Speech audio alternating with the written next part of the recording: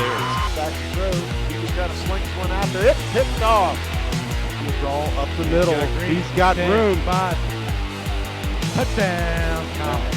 Time, no pressure. Is going to go to the end zone. Touchdown, Milford Eagles. Johnny Hill over the middle. He's got Mancini. Jackson over Mancini into the end zone. Mancini.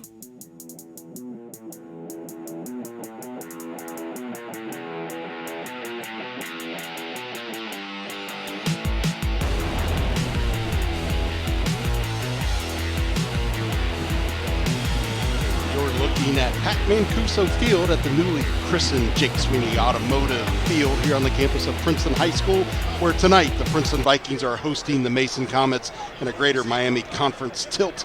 Hello everyone, I'm Glenn Olson, joined in the booth by Mike Lorienti. Mike, it's the ultimate game of Survivor tonight with so many playoff implications abounding around the state. Yeah, Princeton's already clinched their spot. Mason's in a must-win situation if they have any hope to get into the playoffs. They lose, they're out. Let's get into our keys of the game briefly. First, for the visitors, the Mason Comets, who come into this game at 4-5 overall, 4-3 in the GMC. As you just said, Mike, number one for Mason, it's win and end. They have to win this night to have any hope of getting into the playoffs. It's a complicated series of events that need to happen, but the bottom line is they have to take care of business here on the field. The next key for the Comets, no big Princeton plays. Dorian Durham is now entrenched as the starting quarterback. You know, if you followed our broadcast all year, he's got a big arm. They're capable of getting the football down the field quickly. Mason's going to have to take that away. And then finally, I think psychologically it's going to be important for the Comets to get out to an early lead and force the Vikings to play from behind. Absolutely. As it relates to Princeton, they got to slow down the Mason's passing game. Mason really is their number one in the GMC, averaging almost 160 yards per game, while Princeton's second in the GMC defensively against the pass, so something's going to have to give. Princeton's also got to control the clock, balance their offensive attack to keep the ball out of the Comets' hands on offense, and darn it, clean up those penalties. They're averaging 7 penalties a game at nearly 69 yards per game. Last week they had 132 yards, 9 penalties. It's about ready for kickoff here, Glenn. About ready to get this game going. Kicking the ball off for the Vikings is going to be number 23, Hayden Cobbs. Expected deep men back for the Comets are Albert Weissenstock and Jackson Orlando. Just about set to get things going here at Pat Mancuso Field with the playoffs on the line, and we are underway. It's a shallow kick. It's going to be fielded by one of the upmen at the 20-yard line. He's not going to have a lot of room to move, but he finds a hole. That's number 13 for the Mason Comets, ran out of bounds. Comets will take over. Yeah, that's number 13, Jackson Orlando, Glenn. We're probably going to be calling his name a lot. He is one of their key players on both sides of the field. Mason's going to start off 35-yard line, first down and 10. Mike, as you talked about in your keys to the game, Mason pretty one-dimensional. You know, one of the top passing teams in the league. Now they're going up against one of the top passing defenses in the league. Let's see what both of these head coaches, Coach Kastner for the Comets, Coach Daniels for the Vikings, have up their sleeve to try to stop the other team. First and 10 from the 35-yard line. And going to see a running play right up the middle. Big hole is going to open up. The ball is going to be advanced out to about the 42-yard line. Well, here we've been talking about Mason throwing the ball. They come out in the first play, they run it, and they get 8 yards. So threw us for a loop on that first play. Nice game. That's that chess match we'll be talking about all night. So 2nd and 2. The keeper up the middle by Brown. The offensive line did a great job that time. Mason in their all-white visitors uniform. Princeton in their all-gray. Sharp-looking uniforms on the field tonight. There's a play fake, and the pass is deflected in the middle of the field. Pass was intended for number 16, Brett Wexelblatt, excuse me. Jaden Scarborough almost came away with a key interception. That went off his hands. That was just a little bit lower. He might have had a clear vision all the way to the end zone. So after a nice pickup on first down, Mason's got a 2nd and 2. 3rd and 2. I'm sorry, 3rd and 2, Glenn. Apologize for that.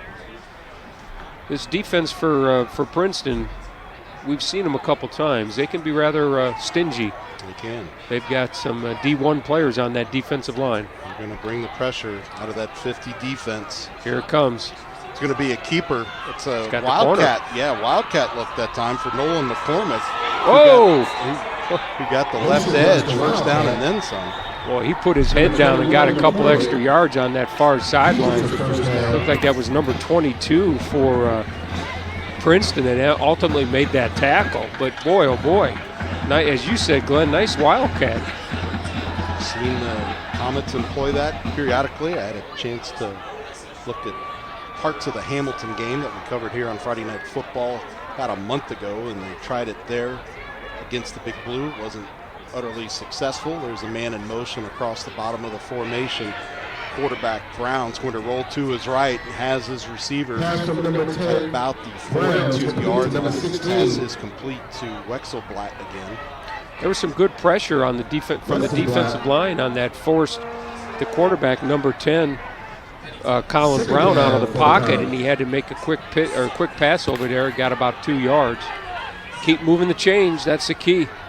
Colin Brown, one of the players to keep an eye on tonight. He comes in completing just over 66% of his passes. 3 receivers to the top. Now one's going to go in motion. It's a shotgun look. That was Dardis in motion. Brown's going to keep it himself, and he's going to take a dive for the Turf Monster. Get him whichever you prefer before the defense was there. So that's going to be maybe 2 yards. Elijah Eberhardt, number 4 on that tackle. Got him about a loss of a yard. It's going to bring up a 3rd down and 9. First real adversity for this Comets offense tonight, being in a 3rd and long situation. The good news is they're in the Vikings half of the field, but needing a 1st down here to keep this drive alive.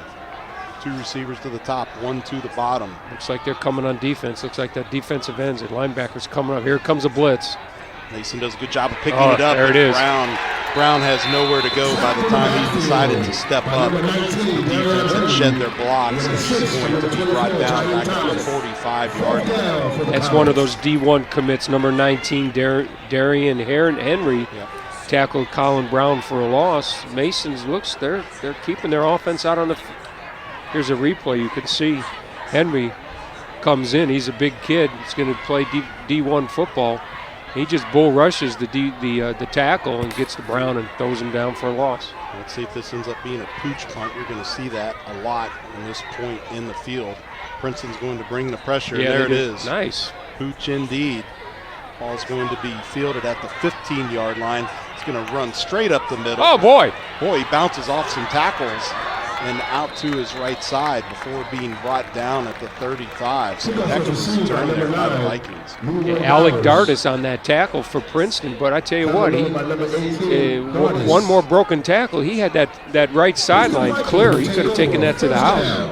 He came right up the middle and then bounced out to the right. And as you said, 1 tackle he breaks and he's off to the races. So good positive momentum for the Vikings here to start this game on their first offensive possession. As we said, the ball is going to be spotted at their own 35-yard line. 2 receivers to the top, 1 to the bottom. It's going to be a pistol look for Durham. Handoff up the middle, trying to bounce it out to the right is Boyd. Not a lot of room there. It's going to be a gain of maybe 2 yards. Boyd's a name you expect to hear a lot tonight. Yeah, we talk about the Mason defense. They've come in through 9 games. They're giving up, averaging about 321 yards on defense, almost 22 points a game. So it's not a good recipe when you're playing a very powerful team like Princeton. Handoff up the middle. Scrum's going to move forward to about the 42-yard line. Number 7, Thomas Boyd. Boyd again with the carry, so it looks like he's going to be the workhorse tonight. And like we talked about, key to the game, Vikings want to control that clock, keep the ball away from this Comet offense. So you can see so far that seems to be the plan. 3rd down for the Vikings.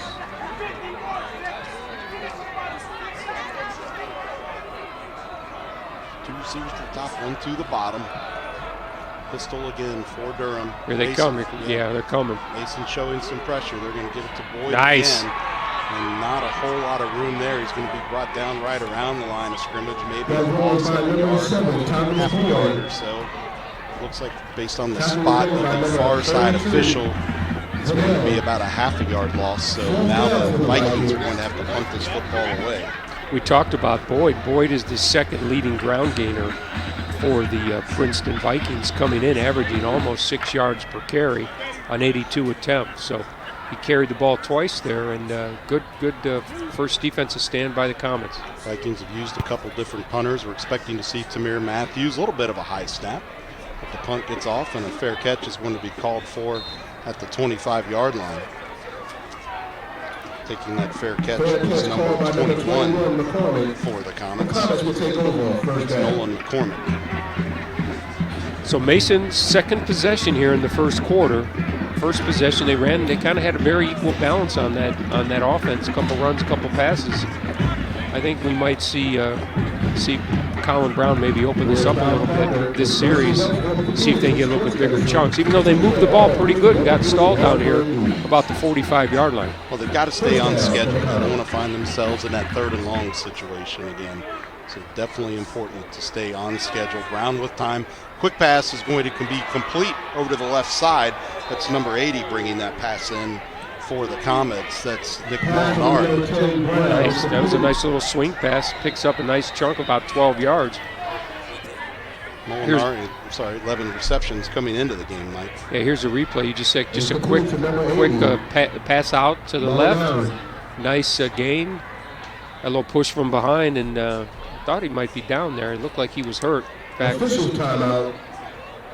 he might be. Oh, that's a Princeton player on the far side, Glenn. I see the red helmet over there. Yeah, Molinari is listed as a tight end, Mike, and we're expecting to see some of that tight end action tonight, trying to combat this pass rush that the Vikings are going to be relentless with all night. Yeah, he's a big kid, 6'2", 205 junior. Can't see who that is down there on the far sideline. Yeah, he's being tended to by representatives of the Mason and Viking training staff. Appears to be from our vantage point up here, close to midfield. While we have a little break here, let's give some stats on Colin Brown. We've talked about him a lot so far. He's averaging about 66% completion through the 9 games, a little over 8 yards per attempt, 11 TDs, and 8 interceptions. Here's your player, appears to be Caleb Crawford, number 3. He is a senior. Walking him off to the far side over there. Looks like he's holding one of his legs are up. Hopefully it's okay. Hope to see Caleb back in the game soon, of course. Caleb's been an active member of this team for the Vikings so far this year. 12 tackles, all solo. After the injury timeout, Comets will take over first down. 1st and 10 for the Comets. The ball spotted inside the 40-yard line. Handoff up the middle. Big hole. 1st down and more. Crossing midfield for the Comets. Number 21, Nolan McCormick again. And we talked about how the Comets were struggling in their run game, but that's not been the case so far tonight. Now they're going to go tempo. Quick snap. Oh, nice move. Yep, handoff again, back up the middle. Bouncing his way, trying to get to the right side, was once again McCormick. So Coach Castor and his offensive staff finding something they're liking in Nolan McCormick. He came in with 108 rushes for 505 yards, averaging just under 5 yards a carry. And boy, they're getting the plays off quick. So I'm telling you, Glenn, we're almost not done with the play, and they're already pulling up another one. So you see what the game plan is now to not allow Princeton the opportunity to substitute. That was a keeper that time by the quarterback, Colin Brown. It's good for a yard. It's going to bring up 2nd and 9. You and I are going to need extra water tonight. I was going to say, holy smokes, this is now they're going back to the traditional huddle. But those 3 plays, I think that tempo, that might be something they might want to consider getting back to here. It worked well. Ball at the Viking 32. 2 receivers to the top, 1 to the bottom. Man in motion.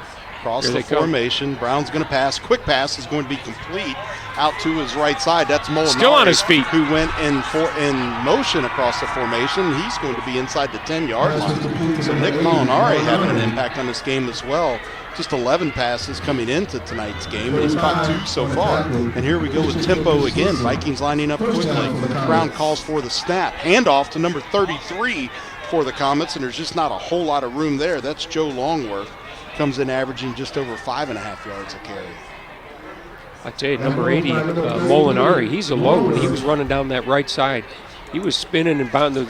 The tacklers were bouncing off of him. So we might be calling him. That combination so far, Brown to Molinari, is working real well. 6'2", 205 measurables on Molinari, listed as a tight end on the roster. Here we go. 2 to the bottom. Receiver in the slot. 1 in the backfield is going to go in motion.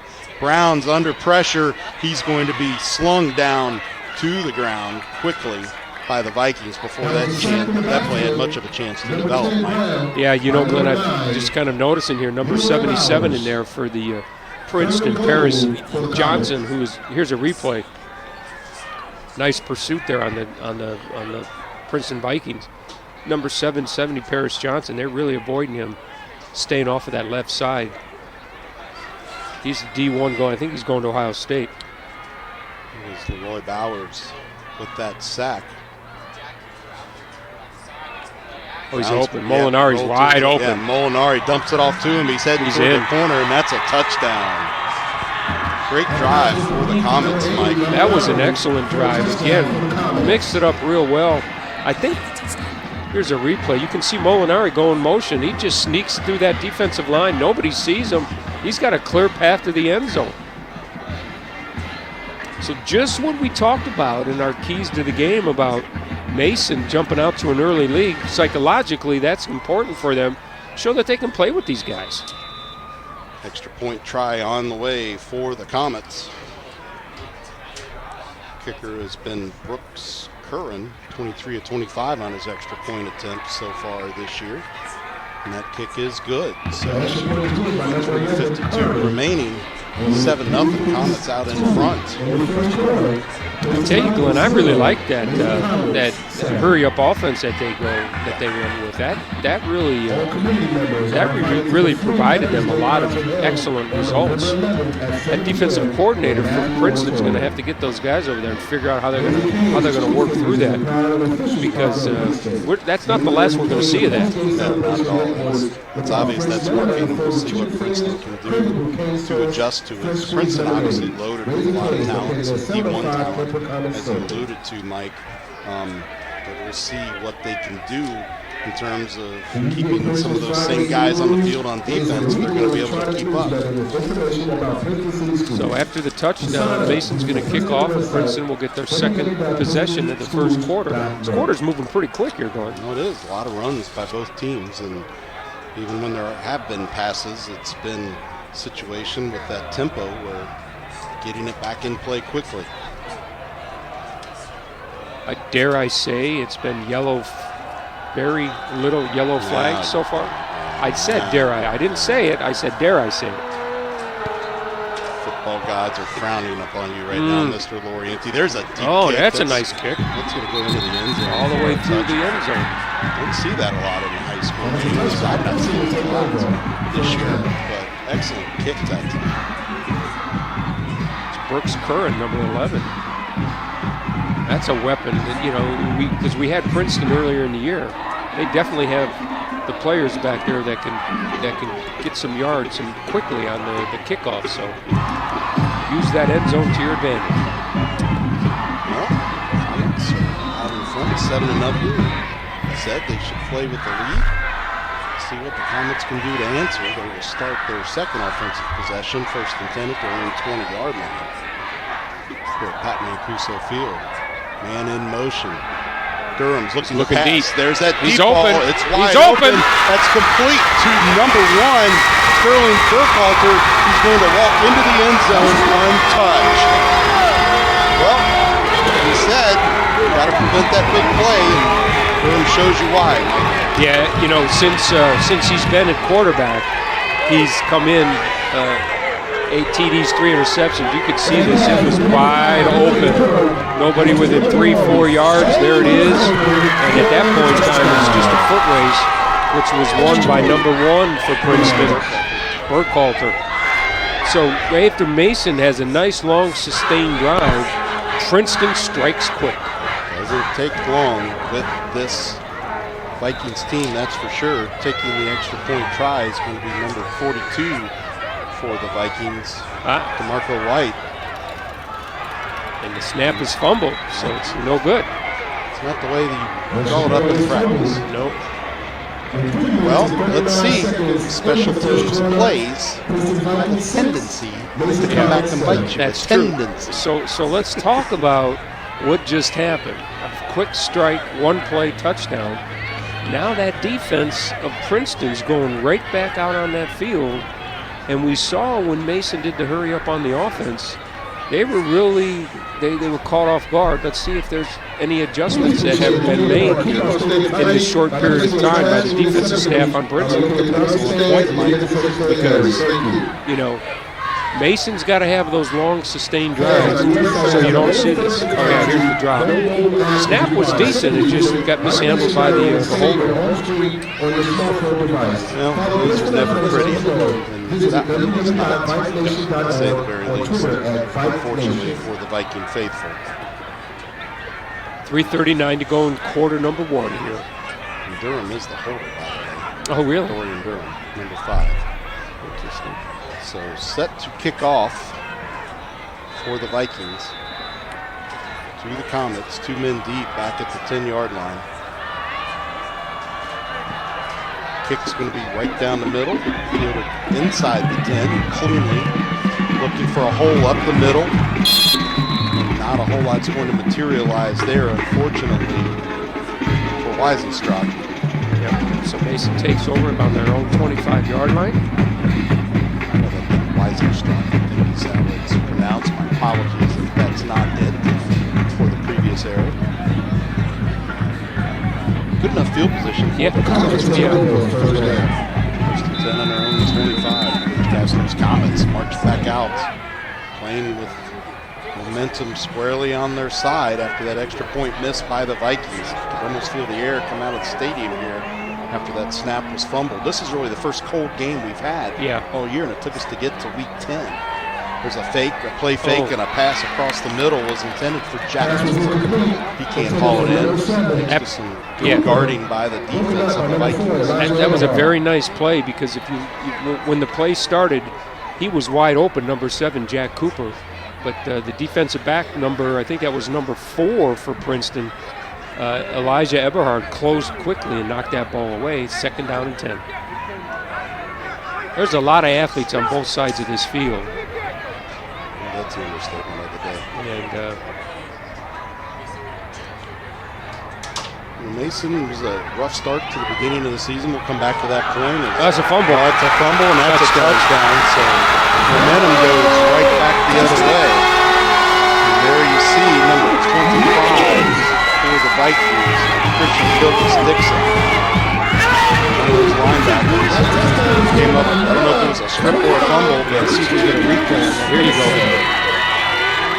he just lost it, Glenn. He went into the scrum, and the ball stayed on the ground.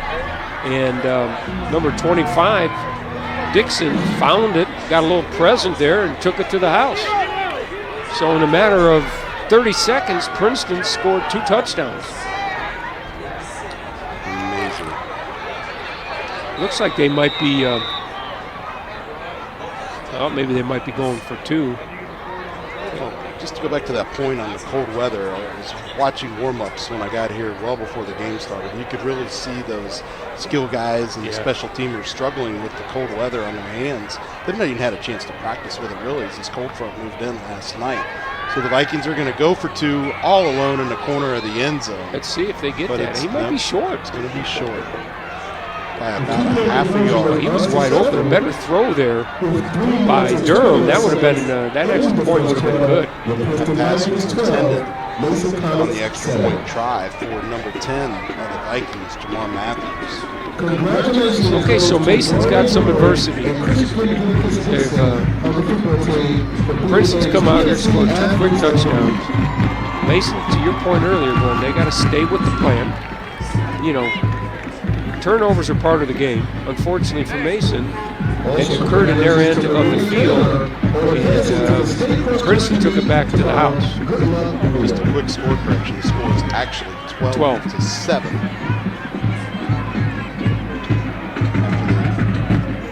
Fumble on the point after try, then the failed 2-point conversion. So good news for the Comet faithful. It's still a 1-possession game. Absolutely. Absolutely. Thanks to tuning in to Friday Night Football on ICRC-TV Sports. We're on Mike Orienti with you, Dean Lowry in the truck, and a host of student volunteers helping us bring you all the action tonight. Standing out in that cold weather too, aren't they? These guys have it rough. Well, look at easy up here. You look across the field to the Mason fans, and they're all bundled up. Yeah. Okay, kickoff's going to be deep. It's going to roll into the end zone. It's going to take a Comet bounce, if you want to look at it that way. It kind of hit the turf and dive, but it's a high bounce, so that'll be a touchdown. So the Comets first and 10 from their own 20, 3:21 remaining in quarter number 1. Wow, what a pace. Yeah, it really was. It really has been a pace. I'm curious to see what Mason's going to do. We've seen that Princeton defense putting a lot of pressure on Brown, especially right up through that middle, and see what Mason's going to do to combat that. Of course, one of the higher profile games in town, the understatement, Fairfield hosting Coleraine tonight, an undefeated Fairfield team in the GMC as well, obviously. In the first quarter, no score, in case you're tuning in on the live stream. If you got that working tonight, there's a quick pass out, complete to Molinari again. The connection between Brown and Molinari tonight is going to be good for about 7 yards tonight. Yeah, they found an excellent combination. And Molinari's been able to, kind of as big as he is, he's kind of going a little unnoticed as he's sliding through that offensive line. Princeton's going to have to start putting maybe a little chip on him or something so they can slow him down a little bit. But, you know, I think so far, other than I think one pass he's missed, he's caught everything thrown in his area. Just 11 receptions coming into tonight's game, and that's 3 so far, if memory serves. It's going to be a handoff up the middle, and boy, the Mason offensive line is just doing a really good job of pushing the pack forward. That's McCormick on the carry. He's the workhorse tonight. He's on the ground game. Looks like it's going to be about a half a yard or a yard. Well, it's 3rd and manageable. Yeah. It's not 3rd and 9, and we talked about that. Mason needs to stay on schedule, and I think Coach Castro will take a 3rd and 1 situation every day of the week, especially with the way his offensive line is pushing tonight against a star-studded Vikings defensive line. Let's call it what it is. Yeah. There's a quarterback keeper. And again, first down, nice. Yeah, good push for a gain of just about 2 yards. So great work by the Vikings in converting that, the Comets, in converting that 3rd down. You know, football is a game of the trenches, right? I don't care what level it is. It's a game of the big guys on the lines, and whoever can win those typically will show up at the end of the game in who wins the game. Well, this is the kind of balance that Mason has been lacking and gives you the record that they have right now at 4 and 5. If you're able to do this all year, you've got a pretty good shot. Brown's going to keep it himself after rolling out to his left-hand side and not finding anything he liked as he went through his progressions. But a good enough gain of about 4 yards. He was looking deep. He was looking for number 7 streaking down the left side of the field. That's Jack Cooper. He was covered very well, so he had to tuck it, and he gets about 4 or 5 yards. So again, positive play. Cooper, one of those deep ball threats, averaging just over 13 yards a grab, 5 touchdown receptions this year through 9 games. 2nd down, close to a minute remaining in the opening quarter. Handoff up the middle. It's going to be good for maybe a yard. That was by number 21, McCormick. That was McCormick again, getting the carry. So now a 2nd and medium type situation for the Comets. 3rd and medium type situation. 3rd and 5, we'll call it. We haven't seen the hurry up. We haven't seen the hurry up offense at all on this possession so far, which is interesting. It works so well. 3rd and 4.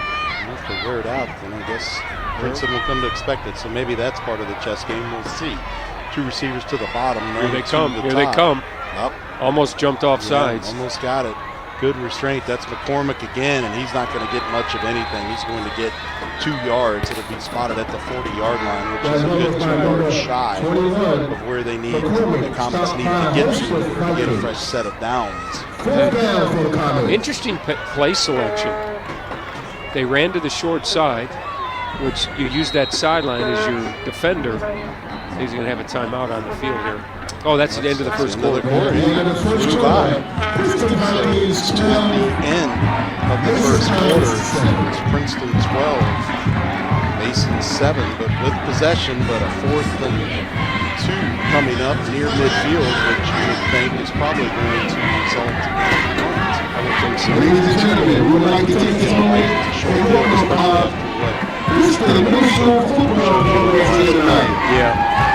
Exactly.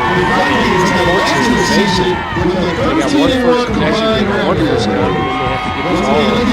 We've seen what Princeton is able to do on offense. It's time for the Mason defense to step up. So the ball is taken to the opposite end of the field.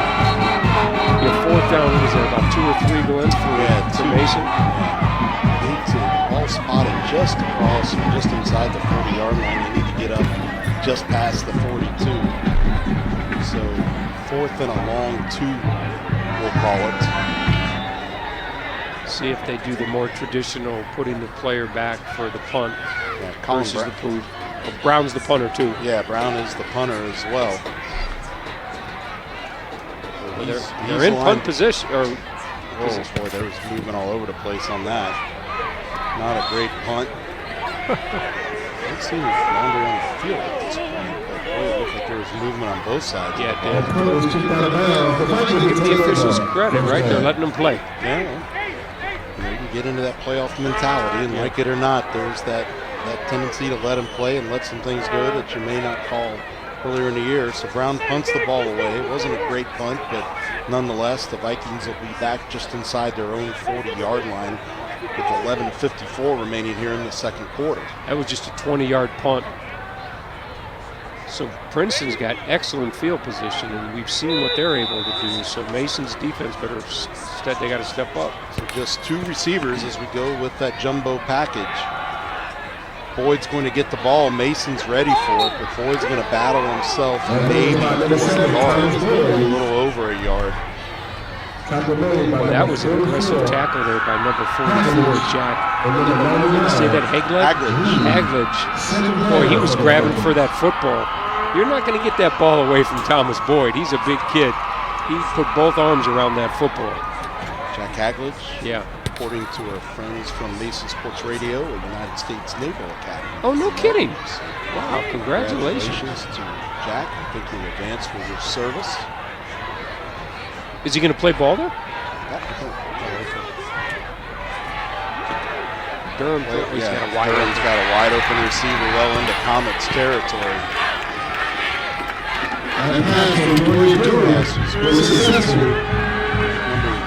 27. Here's a replay. Durham just sprints out to his right. Wide open, number 87. Nobody around him.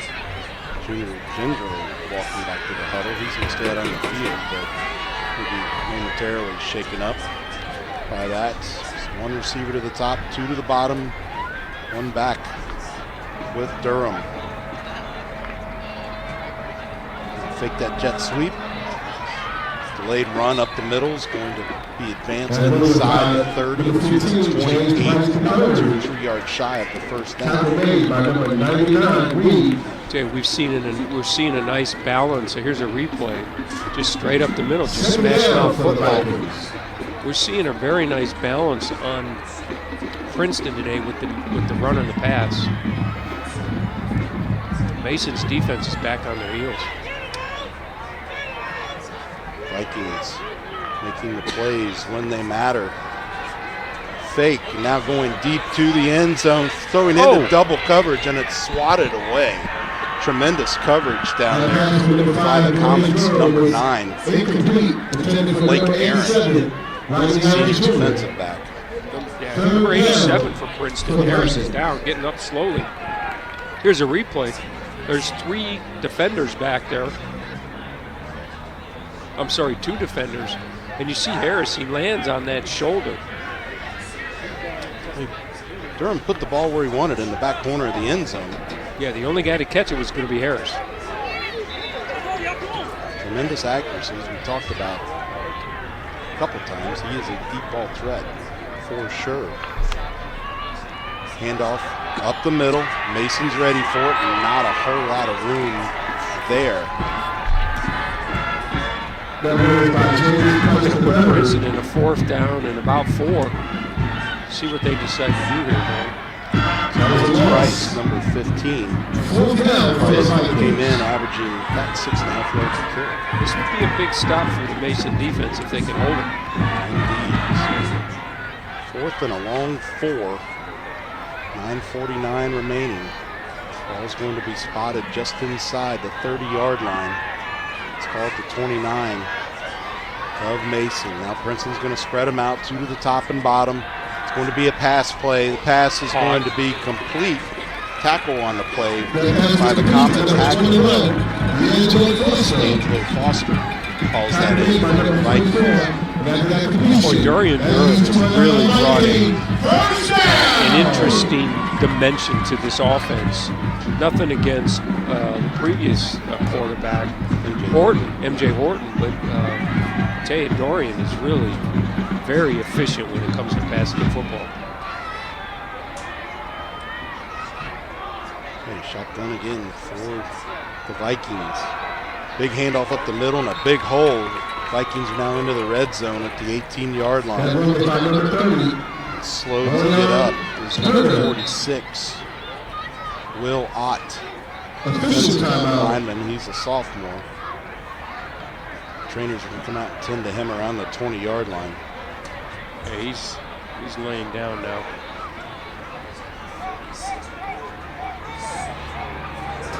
So not a good sign for the Comets to have the defense, which honestly has been playing pretty well at this point, considering the weapons that Princeton has at their disposal. I give Princeton credit on that 4th and 4. They found Durham found the open receiver. Just got enough for the first down to keep the drive going. Not what Mason wanted to have happen. Now they're in the red zone, knocking on the door again. Teams will get a chance to huddle up with their respective coaching staffs while Ott's being tended to out around the 20-yard line. Mason can't let this game get too far out of hand because they don't have as the quick strike offense that Princeton has. And they got to keep this game manageable going into halftime. Mike, I'll agree with you, but as we've touched on a couple times, when Mason has gone tempo on offense, that has worked pretty well for them. Now, they've not done it one possession beginning to end, but when they've mixed that in, that really seems to have caught the Vikings off guard. So Ott is being helped off the field. He's back in this game that he's not able to put weight on his left leg. So hopefully we will see him back, but if not, let's hope for a speedy recovery, especially if the Comets are able to get into the playoffs. Durham's going to keep it himself. He's got a hole on the right side. Nice little juke move inside the 10. That was a good run by the quarterback. That was impressive move. That was a great move. It's one of those ankle breakers for a basketball fan. That was on Molinari, who we talked about on offense. Here's a replay. Here's a replay. Watch. Oh, so we got the end of it where he just got tackled by the ankle. But prior to that, he made a really nice juke on Molinari, who was trying to get his shoe on there on the field. Looks like he's got it on. He says he literally got juked out of his shoes. First and goal from the 11, Durham. Handoff up the middle. Vikings were ready for it. Leading the way on that one was Brock Falk. Interesting, huh? I was very interested. Maybe Durham might have done a little sprint out to either side and try to have that run-pass option to be able to do one or two things. Zari Turner, 24 carries for 200 yards coming into the game. One rushing touchdown. He's going to get subbed out. Boyd's back in the game. Boyd's back in there. You see number 7. Not sure what's up with all the green from the Vikings tonight. Maybe from their new stadium sponsor, Jake Sweeney. Some T-shirts. Play fake. Durham under pressure. Lets it go. Is that caught? Incomplete. Oh, okay. That pass was incomplete. Intended for number 40. Intended for number 41. Premier Matthews. 41. For the Vikings.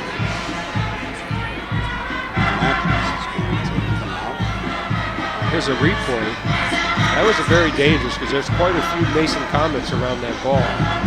And it floated up there for a while before it got to number 41. We were told again from our colleagues at Mason Sports Radio to watch Hagler. He's got a nose for the football. He was all over that. Vikings are going to spread him out, man in motion across the formation. Durham calls for the ball, a little bit of a wide snap, but he corrals it, has his receiver wide open, and walking into the end zone untouched is number 1 for the Vikings, Sterling Burkhalter. So Burkhalter's second touchdown grab tonight.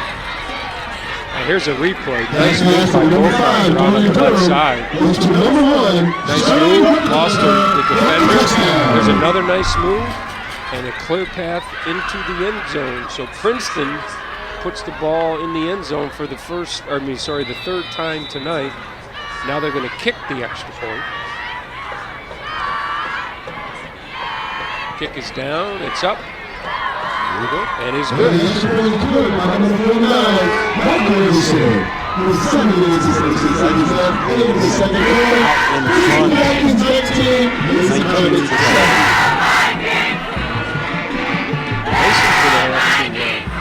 This next possession, I would be very much surprised if they don't go to that up-tempo offense.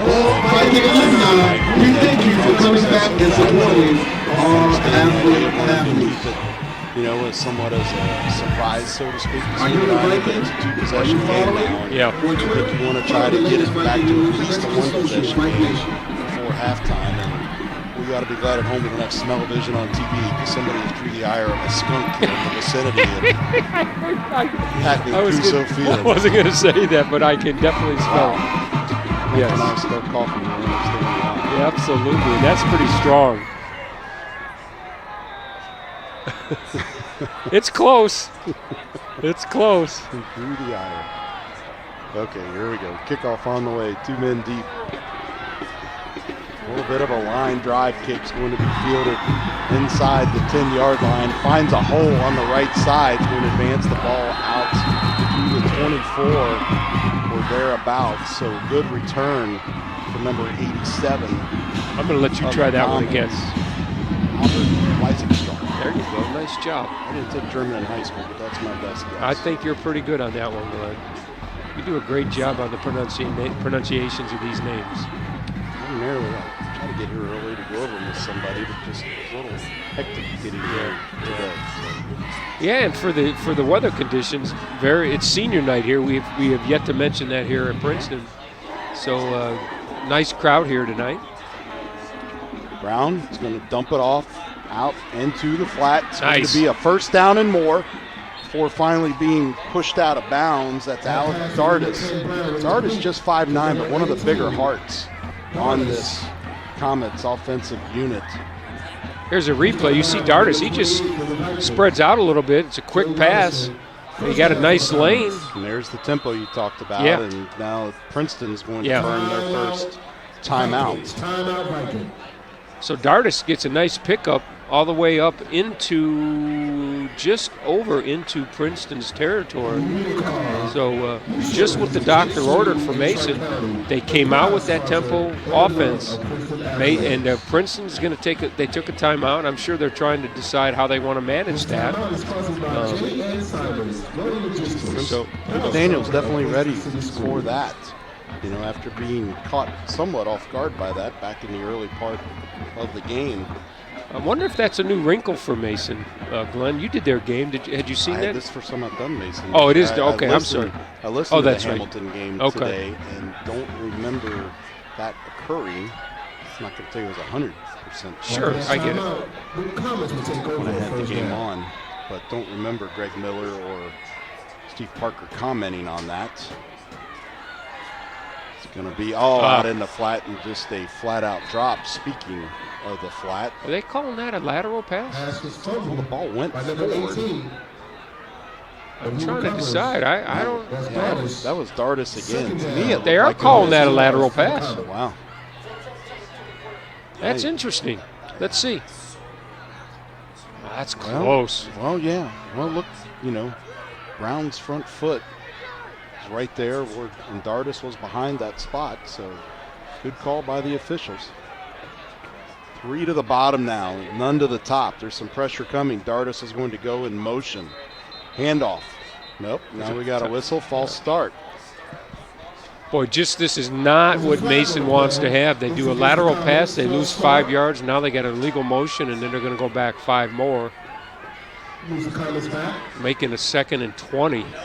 Breaking up that tempo you were trying to establish with the fumble, as it were, and now with a 5-yard false start penalty. Give Princeton credit. That was a very timely timeout to break that momentum, it appears. Comets need to get to the Viking 37. This ball is going to be snapped from Mason's 44. Brown with time, receiver open across the middle. That was Dardis again. He's going to bring the ball over into Viking territory to the 49-yard line. So 3rd and 13 now. It's one of those situations we talked earlier, Glenn. Mason does not want to be in that 3rd and long because Princeton can pin their ears back and come because they know it's going to be a pass. So now they're going to come in and looks like they're coming after Brown. Here they come. Yep, There's a blitz. Pass is going to be just to the outside across the right, intended for number 16, Wexelblatt. So right play call. Wexelblatt either got rubbed or Brown led him a little bit too much to the outside. So barring a turnover, Princeton's going to get the ball on downs and should have some halfway decent field position. One would think. We're sending a man back just in case of a pooch. And set up in the back is number 9. It is a pooch, almost blocked. That's Bowers. Bowers is going to go ahead and field it just across the 20-yard line. Jukes a couple Mason defenders. Jukes a couple more for good measure, and it's going to advance the ball out to the 38 or 39-yard line, depending on the official spot.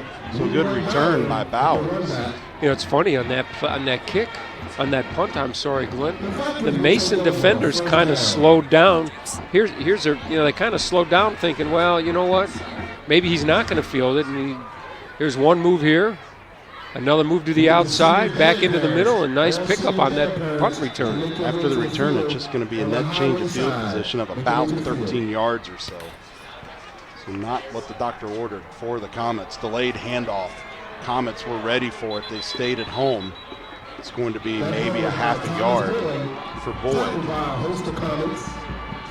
Boy, the Mason defense has been ready for the running game of the Vikings. It's just the weapons on the passing game have been what have really derailed the Comets' effort so far. Yeah, we did a game earlier in the year, Glenn. I mentioned that earlier, and Boyd had chunks of yards. So give that defense a Mason, at least between the tackles. They're really holding their own with that offensive line, who's got some studs on it. One receiver up top, 2 to the bottom, back in the backfield with Durham. It's set up. Intercepted. Baglage. There's him with the ball. He dropped it? Well, no, he got it. Oh, I thought he did, yeah.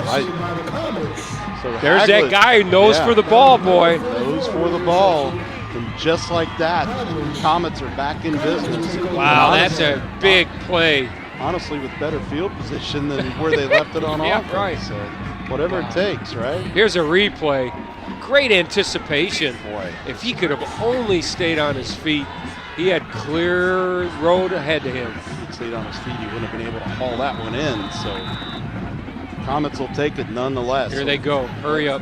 Yeah, let's see if they can get some momentum back on their side. They're in Viking territory. Ball's going to be snapped around the 37-yard line. It's a halfback pass. Yeah, He's open. Oh! Intercepted. Wow. Boy, right play, just not fantastic execution. And just like that, the Vikings are going to end the threat.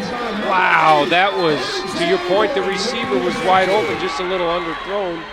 Let the opportunity for number 8. Was that number 8, Glenn? Is that Horton? MJ Horton. Even back? Yep. Here's a replay. The ball was just underthrown. Receiver, you could see, was wide open. Great catch by Horton. Get that ball to Wexelblatt. Wow. So 2 back-to-back turnovers. But great play by Horton. You'll take it every time, but now Vikings are pinned back deep in their own territory. As deep as you can get, Glenn. That's the 1-yard line. Looks like they're going to take timeout. I think they might have had a personnel issue. Maybe not enough on the field. So the Vikings are going to take timeout number 2 of the half, with 4 minutes on the button remaining in the second quarter. Just when you thought Mason got one of those big turnovers to cut that lead potentially to 4 or 5 points, and they went for the home run. Yeah. I'm not questioning the call, but they went for the home run. It just didn't work. It's our guys down in the truck. If we could get one more look at that, that'd be great. This game has been moving so quickly. We'd like to get another look at it if we still have it. But, so we're going to show a couple of interceptions here on a series of replays. Here's where Hagler is going to come up big for the Comets. Now we're going to see, as you said, Mason goes for the home run. There's Horton, and boy, just a tremendous play as he stepped in front of Wexelblatt, just pulled that ball in. That was great 2 plays. 19-7, Vikings deep in their own territory. The ball's going to be spotted at the 3-yard line, it appears, and that's just a massive humanity up front, and it's going to be just shy of 2 yards. That's one of those plays that'll get tempers flaring with all that pushing. Yeah, you did see a little pushing and shoving there. Maybe there's somebody talking about somebody's mother in there or something, right? There was a lot of humanity being pushed around in both directions. So. Right. Maybe that's what'll do it. It's a little cold out here. That contact hurts a little bit now. Yeah. I mean, honestly, let's go back and take a look at the last play. And there again, just white jerseys and white jerseys pushing against each other, and it netted about a yard. It looked like rugby, not maybe football. Too, yeah. And so one of our. We'll talk about that. Oh, Boyd was nowhere. Uh-oh. So forward progress, he's going to lose a yard if that is such a thing. He ends up being pushed back into the end zone, but yeah, the first contact. He ran into number 99. That's Big Joe Reed, 6'3", 320. Here's a replay. Watch number 99. Hello, Mr. Boyd. Welcome to. My name is Joe Reed. You're going nowhere. You see, he ends up back in the end zone, but with the forward progress, we're going to say the contact occurred just inside the 5, so it's a loss of a yard or so. So forward progress nets you a loss. How's that for a football oddity? Princeton looks like they're going to let that clock run all the way down before they just get it snapped. 3rd and 9, another running play up the middle. No whistle yet, and there it is. The ball's going to be advanced out to the 9-yard line. I think Mason might want to take a timeout here. You take them with you, might as well. Oh, yeah, they have 3 left. I'm surprised. There you go. And there it is. Okay. So Mason will take timeout number 1 of the half with 2:10 remaining. They'll have 2 left, obviously, Mike. So, boy, just what a crazy turn of events here. This has been a fast-paced game as an understatement. Yeah, man, just the turn of events are happening so quick, it's hard to keep up with it. Well, Mason should get excellent field position. So it might turn out that interception really didn't end up hurting them, especially if they can take this possession, use as much of that clock, because you don't want to give the ball back to Princeton, use as much of that clock and put some points on the board. And then you go into halftime with the momentum. So back to get the kick, or the punt for Mason is number 21, Nolan McCormick. He's going to be set about his 40-yard line. So it's critical here that Princeton gets off a decent punt. Now they're going to bring some protection back in instead of having that gunner out to the near sideline. 7-0 Fairfield, or 7-3 Fairfield at the half. Here they come. Against Coleraine. Kick, it's a high punt. It's going to be fair caught inside the 35-yard line at the 34 by number 21 for Mason, who is, of course, McCormick. Yeah, so good field position for the Comets here. 2 timeouts left in their pocket. Good use of the timeout, as you suggested there, Mike. Yeah, and the ball is right around where it was when after the interception. So other than using up a little bit of time on the clock, Mason's in great field position. And they got to put some points in right now. Well, quickly, this Division I Region 4 is dominated by GMC teams struggling for playoff position. But should Mason lose, West Claremont has a chance, and they are leading Kings at the half by 1. So McCormick gets the call, and not a lot of room there. He's going to lose half a yard. Now ruled by number 21. Boy, just mad respect for all these guys who develop these computer programs to track these playoff points. I know. And possibilities and speculations. Joe Idle, Drew Pastor, Steve Shuck, who's of course the commissioner of the GMC, one of the longtime experts here in Southwest Ohio. So, well, you got to be a math major, and this guy definitely was not that. 2nd and 11. McCormick gets the ball to the left side, and again, just a lot of pushing and shoving by both ends. That room that Mason was finding early up the middle seems to have dissipated. I know they're looking for balance, but you run the ball twice and you get still 3rd and 10. Yeah. I know this is 4-down territory, but Princeton's, they're coming again. They're going to come. They're going to blitz. Yeah, you're way off schedule this time. Sorry. Yeah, and I know the clock is continuing to run. Not a time really to get conservative if you're Mason. Well, as we said, the ultimate survivor game. Mason has to win for a chance to get into the playoffs. Brown's going to pass. He's going to be under some pressure. He's got 16. Rolls to his right. Not the greatest pass in the world. Number 16 wide open. And broken up down there. Threw that one into triple coverage when it was all said and done. Oh, boy, he was wide open, Glenn. He missed him. That was, oh, boy. Kevin Settles Jr. credited with the breakup for the Vikings. So here's a replay. Watch. I don't know if you can see it. Probably can't. But 16 coming down here on the left was wide open. Brown's lucky that one wasn't intercepted as well. And that's, of course, Wexelblatt, number 16. He threw it into triple coverage. He's going to be the top of your formation. Dardis in the slot. Down on the bottom is going to be Cooper. And now Princeton's going to take their 3rd and final timeout. Well, that actually gives Mason a break because now they can regroup and try to find that play they got in their playbook that'll get them at least 10, if not 11 yards. Yeah. Because that's what they need.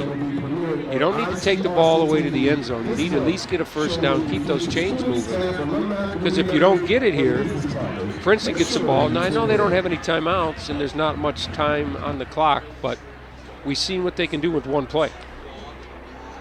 Mason has done okay running the ball, I think it's fair to say. I don't know that they've, had a ton of success on these long situations. 2nd and long, 3rd and long, 4th and long. Back in the first quarter, they had 15 rushes for 50 yards.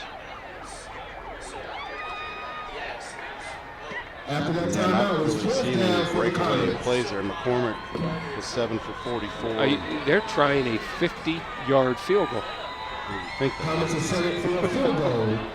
But, This is rather interesting.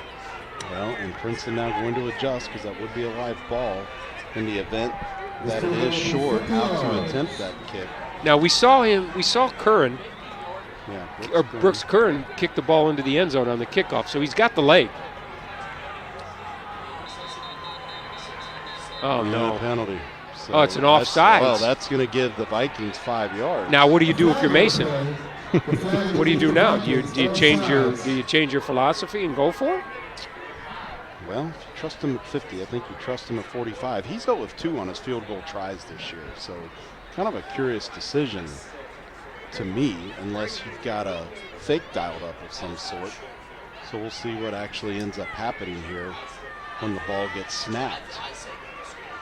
He's calling timeout. I think this is very wise right here. Yeah, The likelihood of kicking a 45-yard field goal at the NFL level is not that great, right? At a high school level, that percentage goes down rather significantly. I think you should have many fourth and or plays that will get you 5 yards. I think now's the time to dial one of those up.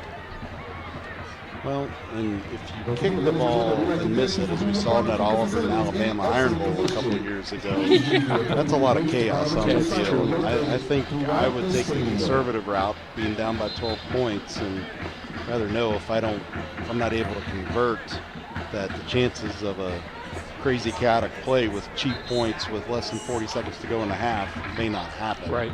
But that's why I'm up here, not on the side. Well, but still, at some, I would tend to agree with you. And they're bringing their, no, they're gonna. Yeah, Brooks is coming back out. I'm sorry. Boy, I tell you. Yeah, he's coming out. I think this is a smart play. Okay, so now they are going to try to convert 2 receivers to the top, 1 to the bottom, and that you can convert into a first down. They're going to try. They're going to try to get. Oh, he Princeton didn't to move. Jump. Pass is complete. First down. Dardis. Far side of the field to Dardis. He stays in bounds. It's going to advance the ball up to the 11-yard line is where it's going to be spotted. The clock's going to continue to run. Why not use a timeout here? They're going to ground it. I imagine they're going to ground it. Yeah, it's going to go under center and clock it. So 21 seconds. It is 2nd and 10. Put the ball on the 13-yard line, it looks like. Here's a replay of that pass. Wide open Dardis. Oh, why do you think Dardis open? And why doesn't he get out of bounds? And he cut back to the inside. Yeah.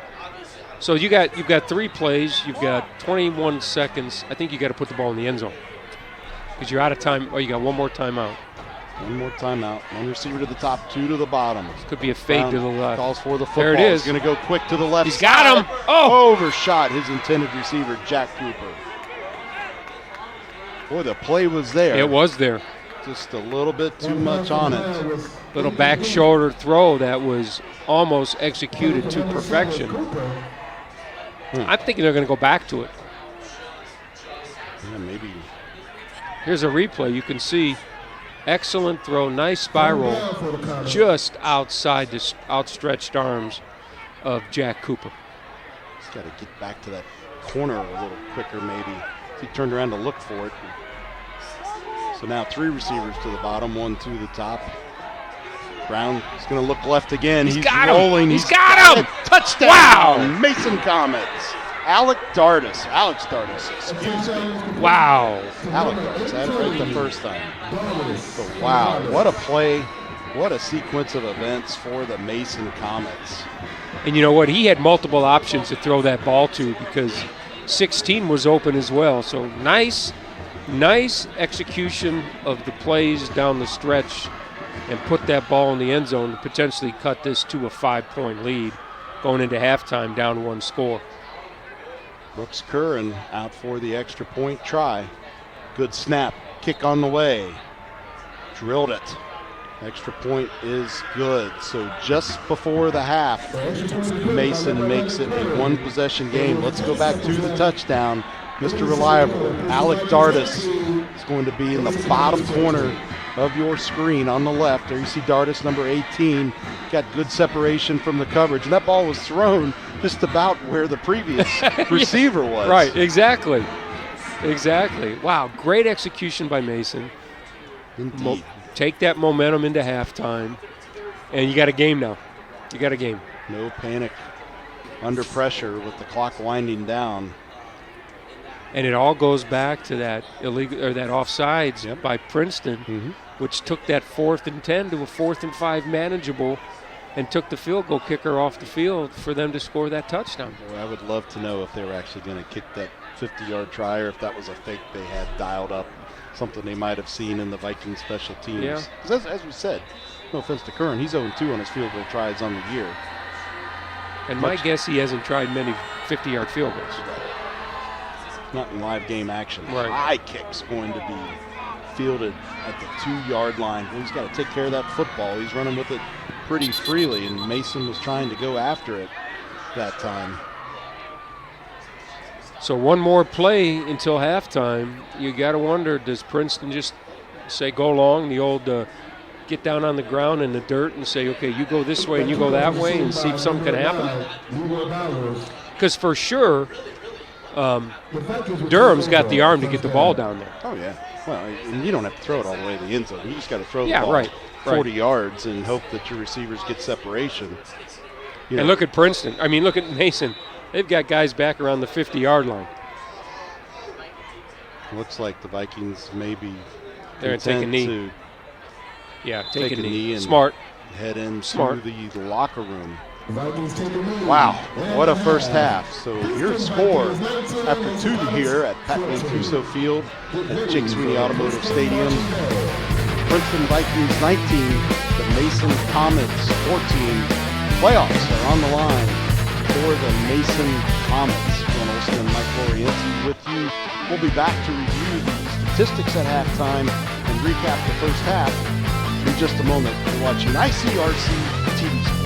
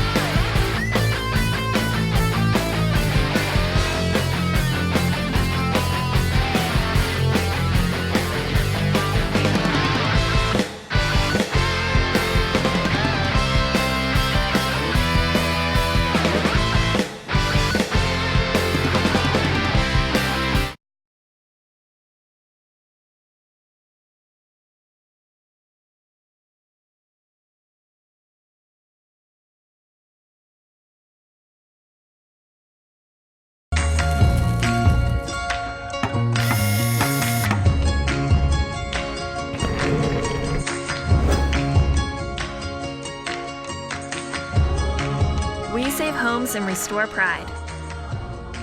We are people working cooperatively.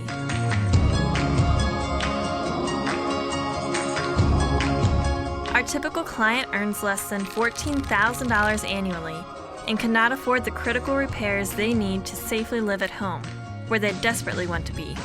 Our services truly change lives, one repair at a time. Our professionally trained staff, along with 25,000 volunteer hours annually, has provided more than 280,000 services for low-income, elderly, and disabled homeowners in our communities. Every service makes an impact. Homes we service have an increased sales price of 10%, and even the value of surrounding homes increase upwards of 3%. Our energy conservation services save clients an average of $300 a year. These total savings from all customers equals over $200,000 in outstanding energy bills paid. With safer living environments, almost 50% of our clients reported improved health, and many are seeking medical attention less frequently. By living healthy at home, over $54,000 in state and federal funds can be saved annually for each client that does not need to move to assisted living. PwC's impact is more than just dollars and cents. Stable homes create stable families, which means children who are moving less frequently can achieve higher academic success. We are an investment in the future. More people living safely in their own home paints a brighter future for everyone, but we can't do it alone. We need your help to continue to build a brighter future for the entire community. Give back and get involved at pwchomerepairs.org.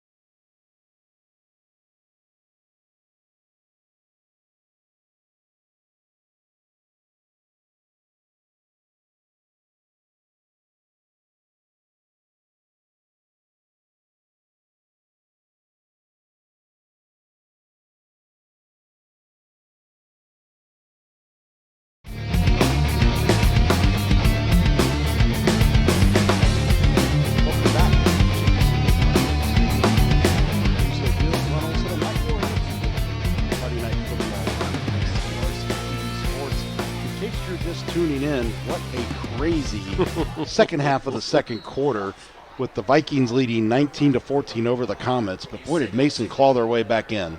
Well, Glenn, to your point, in the series of 2 plays, we had an interception by Mason. Mason went for the home run and got intercepted by Princeton. Mason held Princeton. They had a kick and got the ball back and took the ball in for a touchdown just before halftime. To your point, it's 19-14. What's really interesting when you look at these first half statistics, as evenly as the score is, these statistics are crazy. Yeah. I mean, really. Mason's had the ball. They've had 34 offensive plays for 154 yards, and Princeton's had the ball for 21 offensive plays for 155 yards. 9 first downs for Mason to 4 for Princeton. They only got 4 first downs in that. Of course, they had that 1 first down, which was an 80-yard pass. Time of possession favors Mason, 14-9, 14-22 to 9-38. It's really a pretty even game, as the score indicates. Right. So it should be fun. Yeah. Just a quick scoring recap for you. Mason's Nick Molinari took a 12-yard pass from Colin Brown, 8 plays, 7:55. Extra point was good. Princeton Burkhalter, the 80-yarder we just talked about from Dorian Durham, extra point was no good, 7-6 Comets. Princeton's Kilgus Dixon, the 22-yard fumble recovery. Extra point again, no good, 12-7 Vikings. Burkhalter, boy, he's all over the shit. Yeah, he is. 10-yard pass from Durham, 19-7. And then Jardis, the 11-yard pass from Brown. The extra point was good, 19-14. So that's your scoring recap. Beautiful moon tonight. It's a crisp night, as we talked about. First real football weather we've had all season. It only took us till week 10 to get there. Right. And amazing we didn't have the barrage of thunderstorms we've had the last couple of years for all the warm weather we experienced. Right. So, Yeah, it's a good thing we're playing tonight versus last night. It would have been miserable out here. So the Comets will kick off to the Vikings. The Vikings lead the season Kicking duties after the half. for the Comets is, of course, Brooks Curran. Ready to get the second half underway here in this GMC contest. Comets need to win to get in. Deep kick's going to go right down the middle, be fielded just over the goal line on the near hash. Return man gets away from 1 tackle. Boy, he's going to take a couple more with him before being forced out of bounds at the 38-yard line.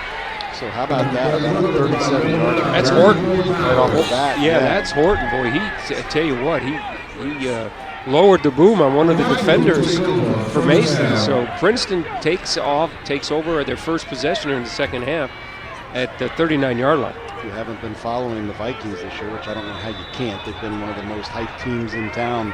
MJ Horton transferred over from LaSalle, was the starting quarterback until after the Fairfield game. Durham took over for good against Oak Hills.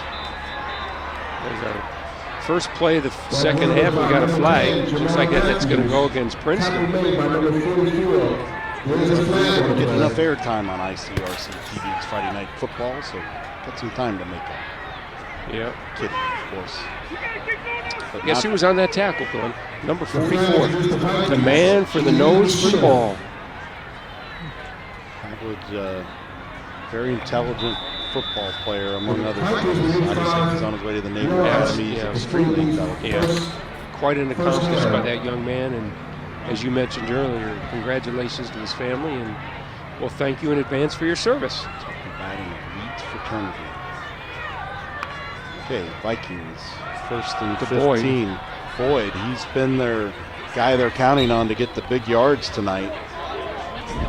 He had Vincent Munlin out in front of him trying to plow the way for him, but he's eventually tripped up back at the 39-yard line, so they're going to get back to the original line of scrimmage before that penalty.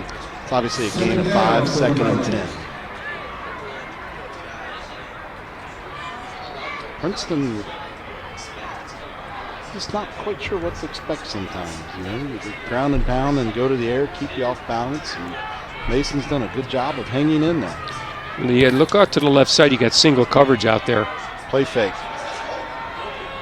Durham pass must have been deflected. There's a penalty on the play. Paris Johnson gets the pancake, but he's gonna get the penalty to go with it. That was unnecessary. I mean, that's disappointing. Johnson, of course, on his way to Ohio State. His residence in just about 8 weeks will be Columbus. The whole reason he's playing for the Vikings was to come over here and graduate early, head up to get going on the strength and conditioning program, the training tables, spring practice, all those things. And next is not to have the early graduation option. Dead ball, personal foul, yep.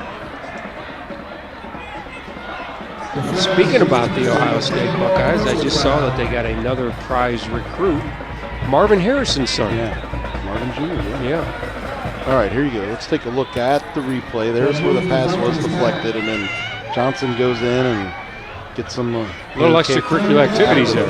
So that's interesting. Maybe there was retaliation or something going on there. Not that I'm condoning that behavior. Third in a bunch, to say the least. It's 3rd and 25 officially. Vikings need to get to the 49-yard line. With this offense, nothing's impossible, but talk about being off schedule. Yeah, they got to be careful here. They don't do something silly. And jet sweep. And that's only going to get the ball out to about the 31-yard line. So that's not going to get it done. And on comes the punting units. So Mason holds Princeton in the first possession coming out of the second half. Princeton pretty much did it to themselves with those penalties. Yeah, that's true. That's right. But not taking anything away from Mason, but the greater ill was done unto themselves. My opinion. McCormick's back about his 37-yard line. High floating snap, punt. Going to be fair caught at the 46-yard line. Fantastic field position if you're a Comet fan. So Mason, see if they can build off that momentum that they had going into this at the end of the second quarter, where they're able to punch that ball in. Obviously, it's a change of possession, but I'd really like to see Mason come out and up that tempo. Yeah. It's kind of like basketball. There's some teams you don't want to get a run and gun game with, but Mason's had so much success with that, not giving the Vikings a chance to substitute and playing up tempo. It really seems to be working for them. Brown under center. Handoff up the middle. McCormick, stiff arm. It's going to be first down and more as he's out across the 45-yard line. He's going to be marked down at the 43. Tremendous effort by Nolan McCormick. Absolutely. We talked about rushing yards. McCormick had 9 carries for 44 in the second half. His first carry here in the third quarter, he gets about 12 yards. Fresh set of downs from the Vikings, 44, approaching the 9:30 mark of the third quarter.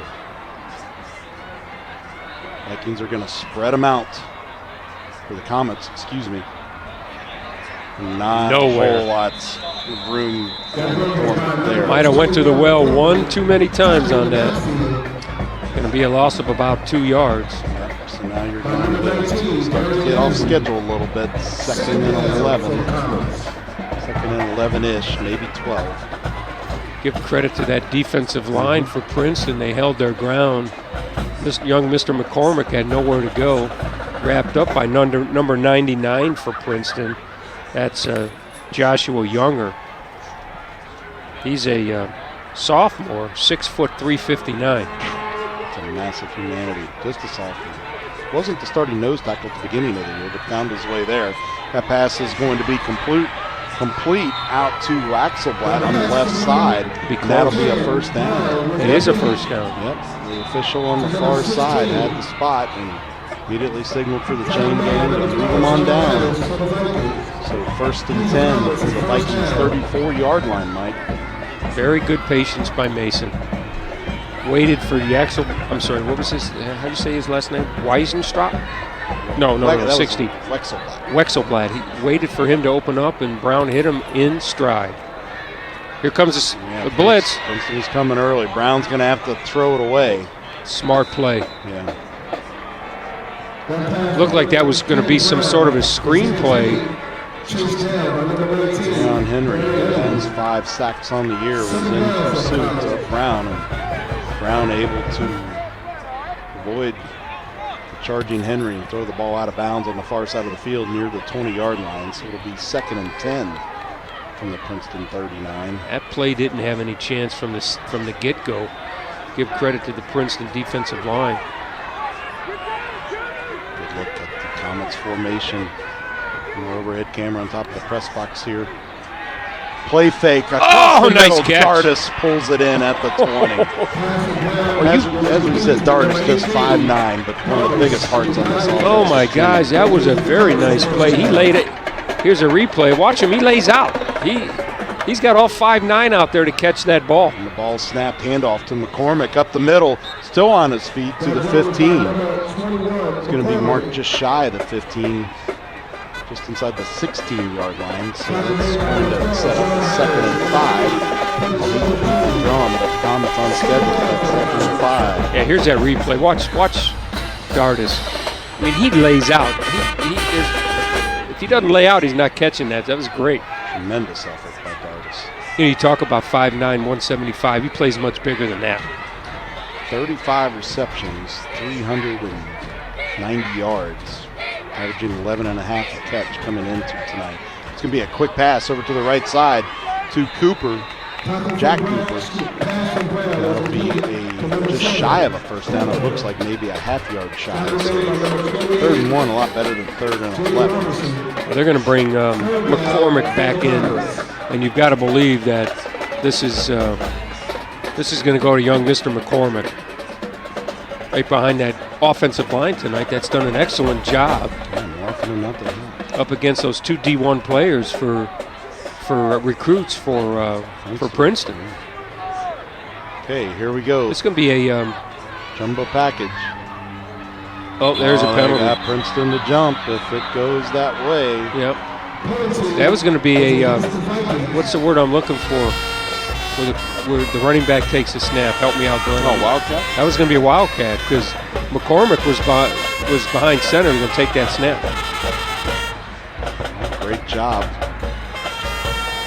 The wildcat quarterback to draw Princeton off with the hard counts. So fresh set of downs for the Comets. 1st and goal. 1st and goal. The ball spotted at the 7-yard line. Maybe the 8. You know, Glenn, where they scored their last touchdown before halftime. Very similar setup to the wide side of the field to the left. You got to believe they're going back to the well. It's Dardis. Yep. On the bottom. I mean, he's looking that way. Yeah, there it is. Never looked anywhere but left. Dardis the end zone touchdown. Youch. Well, you hear about quarterbacks, being criticized for not taking their eyes off the receiver. And Brown didn't there, but it results in a touchdown. And just like that, Mason Comets are out in front. And that was a beautifully thrown ball. It was in stride. Dardis is right there, separates from the defender, gets that ball and brings it in for a touchdown. Great game for Dardis tonight. Extra point try is on the way. Splits the uprights right down the middle. So Mason builds on their momentum at the end of the first half.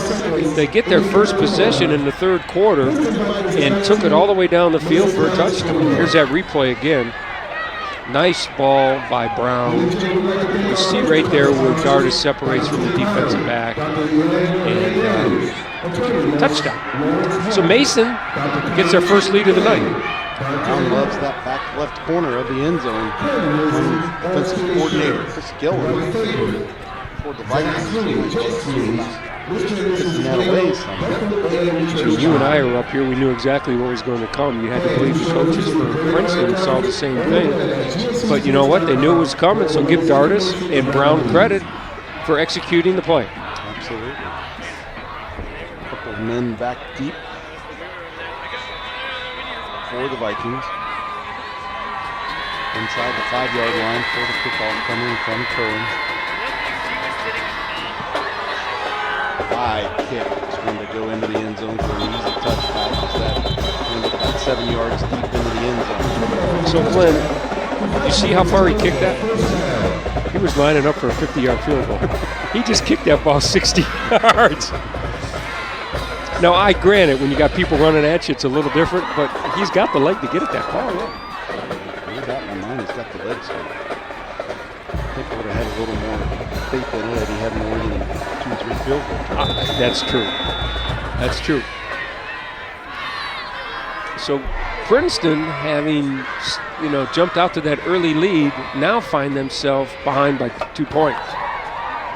A little bit of a high snap. Durham hauls it in. He's got time. He's going to roll to his left. Still looking. He's going to keep it and scat out of bounds around the 23-yard line or 28-yard line. He was looking for the big hit. He was looking for the big hit on that play. Good coverage back by Mason. Call it the 24, so that'll bring up 2nd and 6. He was looking for Burkhalter streaking down the left side of the field. Not as one of his favorite targets. Oh, yeah. Have we called his name a couple times already? Oh, absolutely. Yeah. Touchdowns to his credit. 2nd, let's call it 7. Boyd's in the backfield with Durham. Might be back there for some protection. Yeah, he's just blocking. It's going to be a quick pass. Oh, lost his footing. It's going to be incomplete on the far side of the field. Trying to get that out to now 3rd and long. Viking style.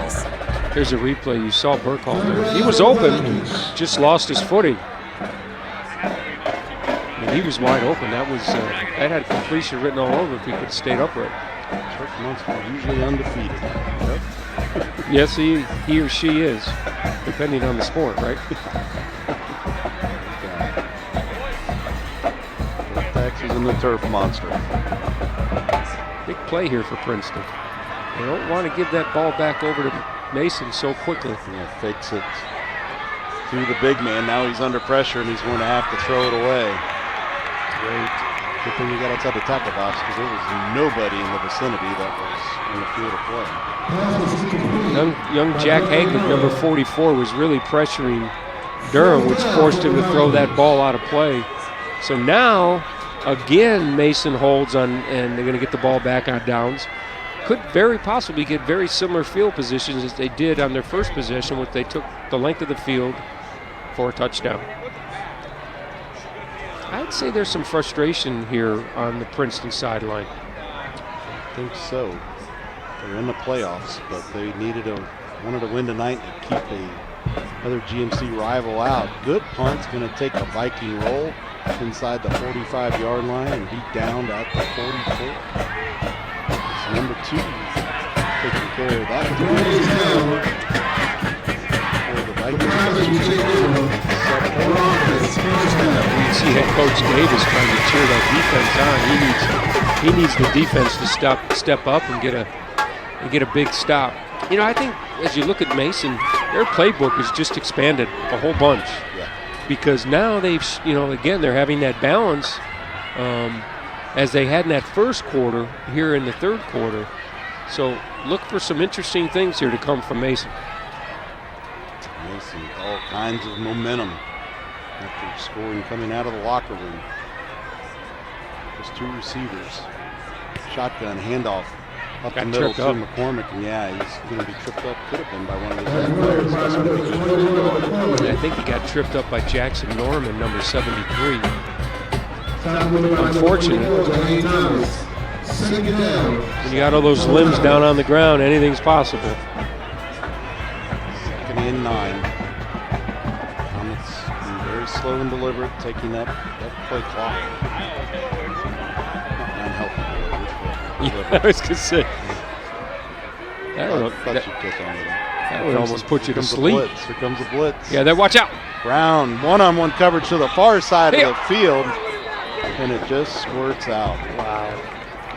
He was under all kinds of pressure. He being Brown let that fly to Darvis on the far side of the field, just out in front of him. That was just outside his. Here's a replay. You can see Darvis going down the field here.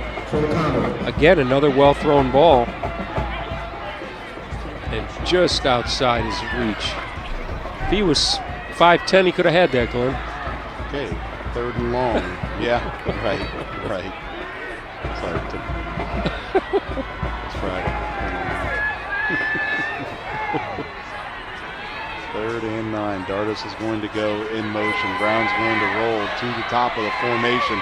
He's going to tuck it and run.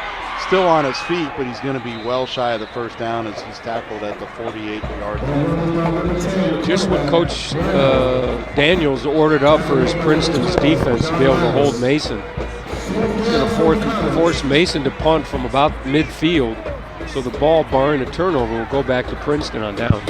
Todd Harding is slow to get up there. Here's number 94 for the Vikings.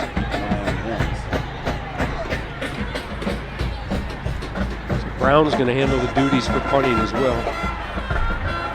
Mason's kind of waiting to see how Mason lined up, and now we're going to have a penalty flag thrown.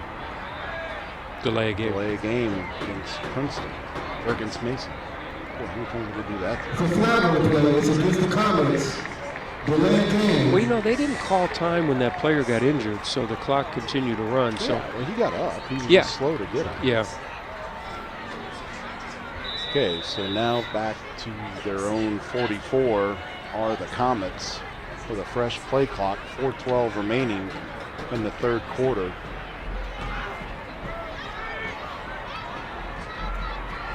See if they are going to indeed punt it away or if they've got something else up their sleeve. Dardis goes in motion across the formation. Hey, that one. Oh, good call, Glenn.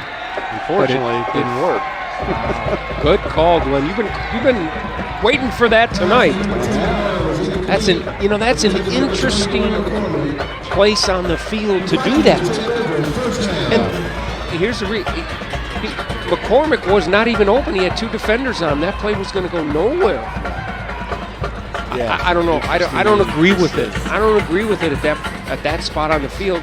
Now you give Princeton a short field and an opportunity to get that momentum back. Vikings will take over on downs. 1st and 10 from the Comets' own 44-yard line. Durham can go to the end zone on that. High snap. He pump fakes. Now he's under pressure. He's going to roll to his left. He's under pressure again. Almost caught there on the sideline. Wow, boy. Coming in a hurry for the Comets. It's number 13, Jackson Orlando. Wow. Here's a replay. Yeah, he's holding on to that ball for a long time, waiting for his receiver to get open. He came back to the ball, almost caught it. Okay, 2nd and 10. Now clock stopped at 3:56 after the incompletion, Mike. Yep. 2 to the top, 2 to the bottom. Man in motion across the formation.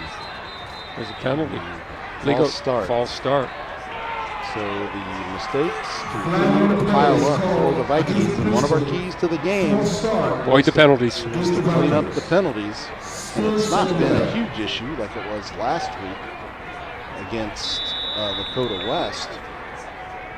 But nonetheless, yeah, just 1 of 5 for both teams in the 1st half, but a couple here on Princeton in the 2nd half thus far here in the 3rd quarter. So it's 2nd and 15. You just can't make mistakes late in the game. At any level. Especially by week 10, right? Yeah. Man in motion. Across the formation. Durham takes the snap, rolls to his right. Here comes the pressure. Throws it off his back foot. And incomplete. Pass was intended for number 10. Jamar Matthews, 6 receptions, 58 yards coming into time. Yeah, that play had a low probability of success, especially as close as the receiver Matthews was to that sideline. It had to be a perfect pass, and you saw it sailed over his head. It's 3rd and 15. I do want to take a moment to recognize the Vikings. This will be their first trip back to the playoffs since 2007. Yeah, here's a replay. As we go to replay, just that off-balance throw. So we regardless of the outcome, the Vikes are in for the first time in 12 seasons. Durham, all kinds of time. Oh, he dropped the ball on a pump fake. Now he's got to pick it up. Here comes the pressure. He's still alive. And no way. The pass is going to be complete, but nope. Oh my gosh. They're going to say he trapped it on the field. He's looking for Matthews again, but what an odd sequence there. And again, the mistakes just continue to pile up for the Vikings. And Mason, it appears, there's a replay, may have dodged a bullet with that ill-advised fake punt. Boy, coming in hot and heavy that time. It's number 13, Jackson Orlando. That's the second time we've called his name on this drive. Well, to your point, Glenn, Mason potentially avoided what I think was an ill-advised call of the play. They're going to get the ball back on downs. McCormick. You got a penalty down here, Glenn. Dangerous. Yeah. I don't know if it's running in or no, that's Orlando again. 13. He ran. Yep, there's the indication from our referee running into the kicker. Our referee tonight is Chris George. We failed to acknowledge him thus far. Joined by Rich Fox, Rob Poulis, Daniel Palmer, and Justin McCullough. Is that a 5-yard or a 15, right? Running in, maybe it's 5. Yeah, right. Versus roughing the kicker. Roughing is the biggie. Yeah. They might add it on the other end, huh? I think that might be one of the. Yeah, you can see here. Yeah, he just rolls into him.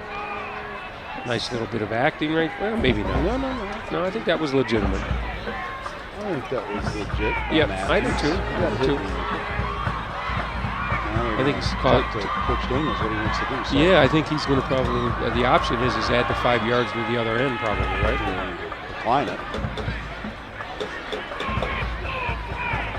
The flag is on the Comets. We're going to decline that. Running into the keeper. Penalty decline. Probably a good decision to make. Comets will take over first down. Yep. So Mason avoids potential catastrophe on that fake punt. Yep. Let's see what they do on this drive, but yeah. First and 15. No. First and 10, yeah. This group just hasn't caught up yet. So back at the 21-yard line, the Comets will begin their next offensive drive and playing with the lead for the first time since the first quarter, right? Yeah, absolutely. I'm not mistaken. 3 wide receivers to the bottom, none to the top. One calls for the football. He's going to dump it off to Dardis. Dardis is going to get out about to the 27-yard line. That pass from Brown was completed to number 18. Up on the first down. He's getting up a little slowly. It looks like he's favoring that right leg a little bit. They can ill afford to lose him, Glenn. Yeah, not the monster game he's having tonight for sure. You saw Jack Cooper checking down there to make sure he's still limping. 2nd and 5. Coaching staff's not busy. Don't mean that flippantly. They're going to go to Cooper. Cooper, first down and more. It's going to be brought down near the 42-yard line. And Brown was completed to number 7. hands around the face mask over there. They convert, and here they go to the hurry up again. One tempo, 2 to the bottom, 1 to the top. McCormick finds a hole, still on his feet, has blockers, first down and more into Viking territory, and he's going to be tackled at the 46-yard line. Great run by McCormick. And they're staying with that hurry up, Glenn. And now Princeton is going to burn the timeout. Yep. So at 2:19 of the third quarter, Princeton is going to take their first timeout of the half. They'll have 2 left. This momentum has swung considerably to the Mason Comets. Here's a replay of the run. You can see McCormick, Has that hold to the right side. And then cuts back, splits the defenders, or at least tries to, but grabs them with him. Go for the ride. Give Cooper number 7. If he would have tried to block that defender, might have got a blocking in the back and nullified that nice pickup by McCormick. But back to the whole momentum thing. After Mason scored that touchdown at the end of the first half, they've come out here and they've dominated this third quarter. I think that's a very fair assessment, Mike. What they needed to do. Yeah. After the timeout, Comets is going to first Survivor. If they lose tonight, it's season and career over for all of these seniors. Brown fakes the handoff. First down and more. Inside the 30, inside the 20. Finally going to be brought down inside the 15-yard line. Nice run by Colin Brown towards the Viking defenders. To get up at the other end. He does. No attention required. Young Mr. Brown has carried the ball. Oh, there you go. I'm sorry. Right back to tempo. McCormick off the left tight end. Is going to get the ball up to the 8-yard line.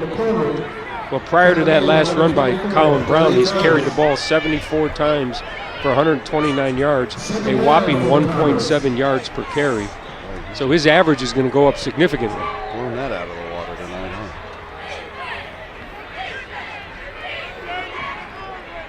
So now Mason's going to slow down, get the play in from the sideline, huddle up. The Vikings, of course, spread out and waiting. Yeah, his longest run in the season, 39. Does have 4 rushing touchdowns. Does Brown. Brown's going to keep it again and try to dive up the middle. And close. Close to the first down, gain of 2 yards. A good push up front by the offensive line at the Comets. What a great football game. Yeah, this has been fun. This has been fun. I tell you, it's been a game of 2 halves so far. Yeah. So it's third and call that 2. Mm-hmm. This is big here. This is big. We're going to call 3 on the scoreboard. It looks like 2 to me, so it's a short 3 if it's 3. Brown's going to go under center, man in motion behind him. That's Molinari. Oh, he's got him open. Pull that to his right. Molinari complete. First touchdown. Touchdown. Molinari.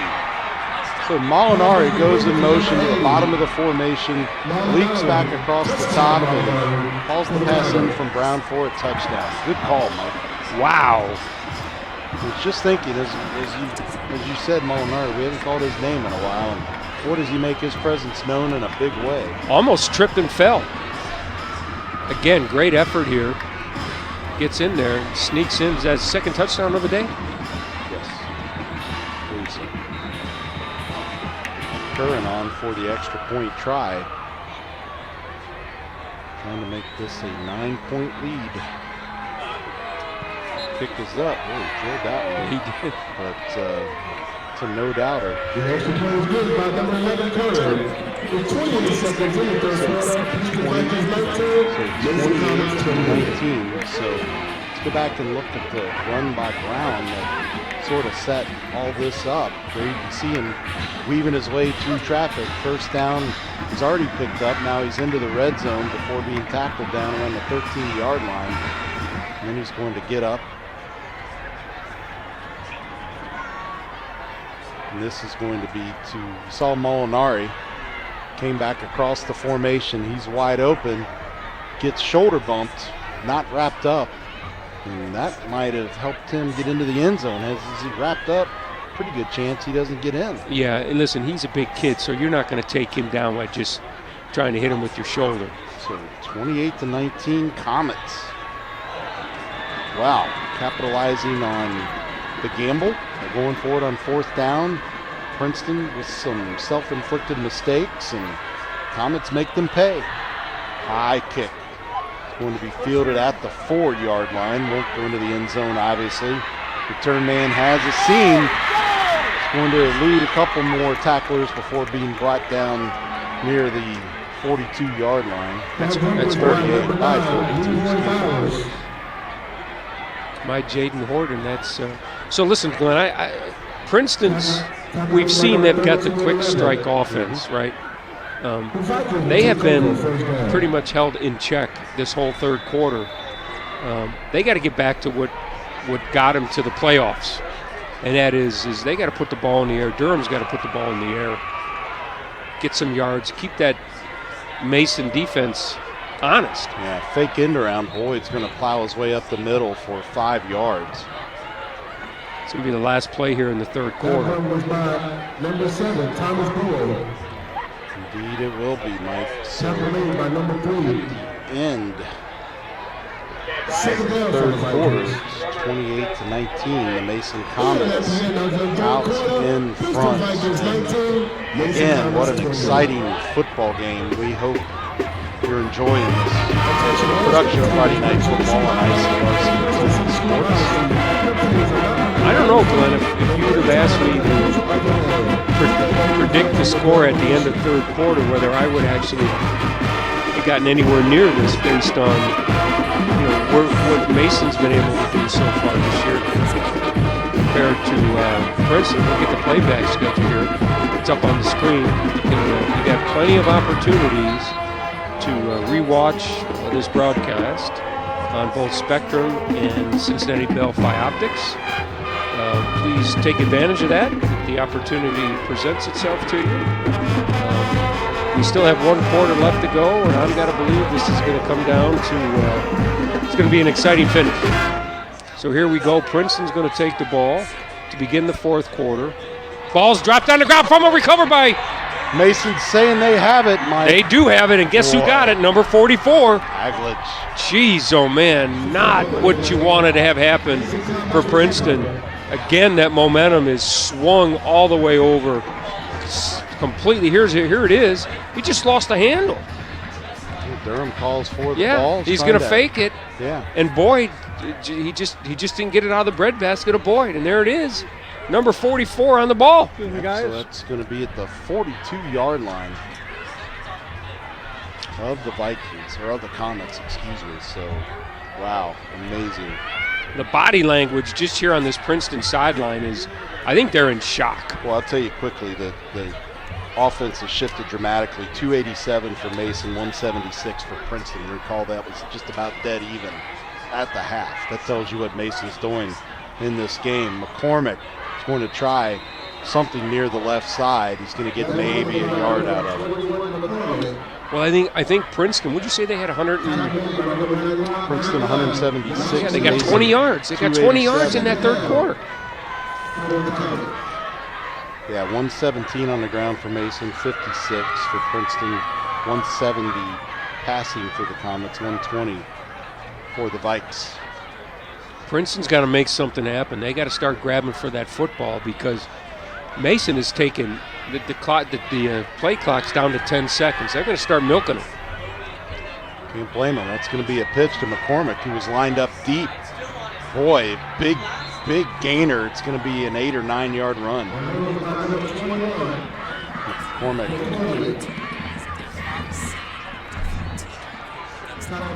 So we're getting word that Lakota East is beating Hamilton 14-7 at the moment, and some big playoff implications in that game, of course. East needs to win to get in.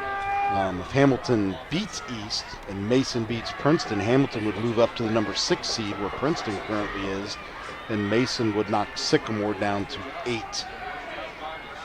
So all kinds of implications in that one, thanks to the truck for the update. McCormick still on his feet, and you talk about a guy that has put this game on his back. It's probably an even split between McCormick and Dardis right now. Yeah, I mean, you look at McCormick, through 3 quarters, he had 81 yards. Coming into halftime, he had 44. So he almost doubled his output in that third quarter alone, and he's continued. He's got a nose for the ball. The kid's tough. Boy, just again, we talked about just a pretty pedestrian average coming into tonight. 108 rushes, 505 yards through 9 games, averaging just under 5 a carry. But he's playing like an all GMC running back tonight, Mike. Unbelievable. A lot of missed tackles on that Princeton defense. First down, obviously. Brown. High snap. He's going to haul it in smartly and then fall on it. So a rare Mason mistake tonight. Not seen a lot of penalties called so far on the Comets tonight. It's going to cost him about 6 yards. Yeah, just 2 penalties through the third quarter, and not that was a penalty, but just tells you they're not making a lot of mistakes with the football tonight. That's coaching. That is really preparing the team and getting them ready to play. Okay, Brown's going to go under center on a 2nd and long. McCormick, or no, that's not McCormick. Oh, what a stiff to the face, heading to the end zone. 5, touchdown. Joe Longworth. Youch. What a brutal run on the replay. Watch this stiff arm that he does to the Viking defender. That's the first time I believe we've called Longworth's name all night, and boy, does he make the Vikings pay. Oh, look at the fans over there on the Mason side going crazy. It's going to be a 30-some-odd yard touchdown run. Look at that stiff arm. Wow. Keeps his balance and then gets his way into the end zone. One man to beat. A push in the back's not going to bring him down. Wowza. Extra point up and good. And the meltdown continues for the Vikings. Wow. Unfortunately. Wow. I'll just call it a 32-yard touchdown run by Joe Longworth, whose name we have not called all night tonight. You're seeing the Princeton defense coming off the field. They're just, I think they're befuddled as far as what is actually happening to them today. Mason is just taking it to putting a good old-fashioned whooping on Princeton tonight. Princeton hasn't scored in almost 2 quarters, and a couple of the scores they had, the long strike on the touchdown and the fumble recovery. Not how you want to go in beginning next week into the playoffs. It's some things to clean up for Coach Daniels and the Vikings in practice this week, but maybe even tomorrow. Not the way you want to go into the playoffs, with the second half that the Vikings have experienced tonight. And all credit to the Comets. They're playing their game, but Princeton has not helped themselves here in the second half with the penalties and mistakes. A lot of missed tackles on defense. The kick's going to be fielded at the 2-yard line. Just trying to find a hole and finally being tripped up at the 24-yard line. So that's number 21 for Princeton. Well, I think if you're Mason, you know what's coming, right? Princeton's in the position right now where they got to strike, and they got to strike quick, and they have to strike often. They're down 16 points, which is 2 scores and 2 extra points.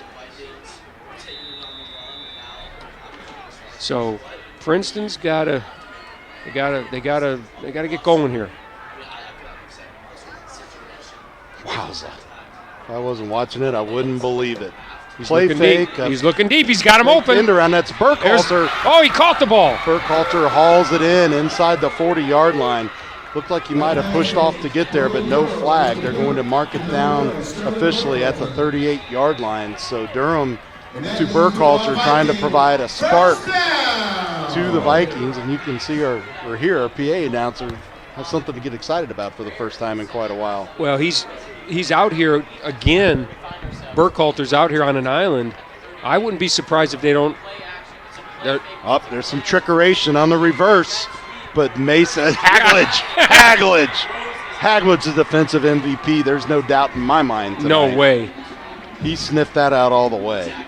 Great for him to stay home, let that play develop. Here's a replay. You can see he stays home, and the runner tries to get through, stiff arm him. By the way, you're not going to stiff arm him. I'm sorry. Wowza. No gains. 2nd and 10. All kinds of motion, the reverse, and the net gain is 0 yards thanks to Jack Hagledge. And again, we're going with that motion behind the formation. Durham's going to dump it out to the man who was in motion over on the right side and pick up 6 or 7 yards. That was complete to number 10, Jamar Matthews. When you have those trick plays, Glenn, they take a long time to develop, right? We've seen that Princeton can get the ball out to their wideouts or the backs coming out of the backfield. Those long plays just give the opportunity for the pursuit of the Mason Comets to come over and make a play. So I'm Princeton. Vertical. Go vertical. 3rd and 5. Well, you're trailing by 16. You got to get some points, and you've only got 8 minutes left to do it. This is obviously 4-down territory. See if we get any motion. The motion's going to come across the formation. They're going to hand it off up the middle It's going to be close to a first down, but I'm going to guess a half-yard shy. We'll see what the official who has the spot on the far side says. No indication to move him at this point. Maybe Coach Daniels wants to get a measurement, maybe? Well, I got to say this is going to be Boyd. Right now you're telling your offensive linemen, guys, you got to get me a yard. So Boyd's coming off. Interesting. He needs to get just inside the 29-yard line. Interesting. And the tip of the ball could only be an inch or two shy. Oh, the snap is high. Durham's going to fall on it all the way back. Oh, my Lord. The Mason 48-yard line. So the mistakes continue for the Vikings. Oh, my There was goodness. confusion on that play. Boyd was coming out. He was going in. And what the heck's going on? Then the ball goes over the quarterback. I don't know why they didn't just put Boyd in there and play some smash mouth football. That was a foot over Durham's head, that snap, by my estimation. And not to pile on the Vikings, but again, the meltdown continues here in the second half. I don't understand that play selection. Self-inflicted mistakes. Why not? Yeah, I agree. Call a timeout there, right? Yeah, right. I mean, it was critical. You needed you needed points, and you have another meltdown. Yeah, you've got 2 timeouts left. I'm not going to do any good taking them with you, or using them on his feet, using them when you're down 2 possessions with a couple minutes left in the game. So this is going to be a dose of McCormick. You don't want to throw an incomplete pass. You want to keep the clock running. McCormick's shown the propensity of getting 4 or 5 yards at a pop. Just keep going. Just keep doing what you're doing. You got 6 yards on the last carry. Princeton's got to start grabbing the football. What a game being put together here by the Mason Comets. You and I talked before the game. I thought Mason was going to have tough sledding ahead of him, but boy, have they just played beyond expectations tonight. This just tells you how brutal the GMC is, that this Comet team came in with a 4-5 overall record.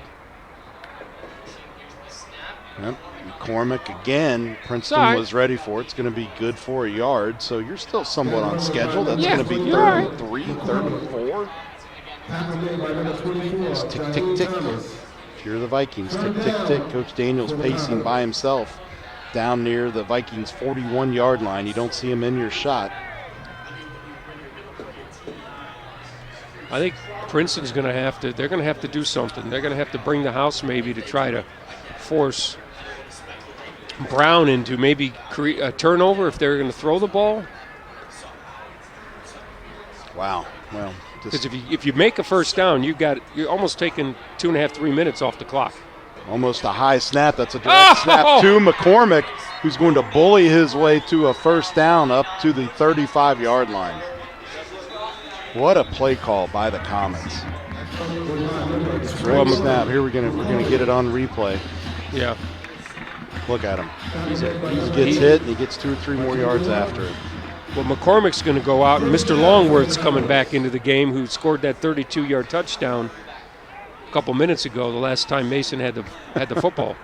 Well, you got some decisions to make for players of the game in this one. Yeah. Dardis, of course. McCormick, handoff.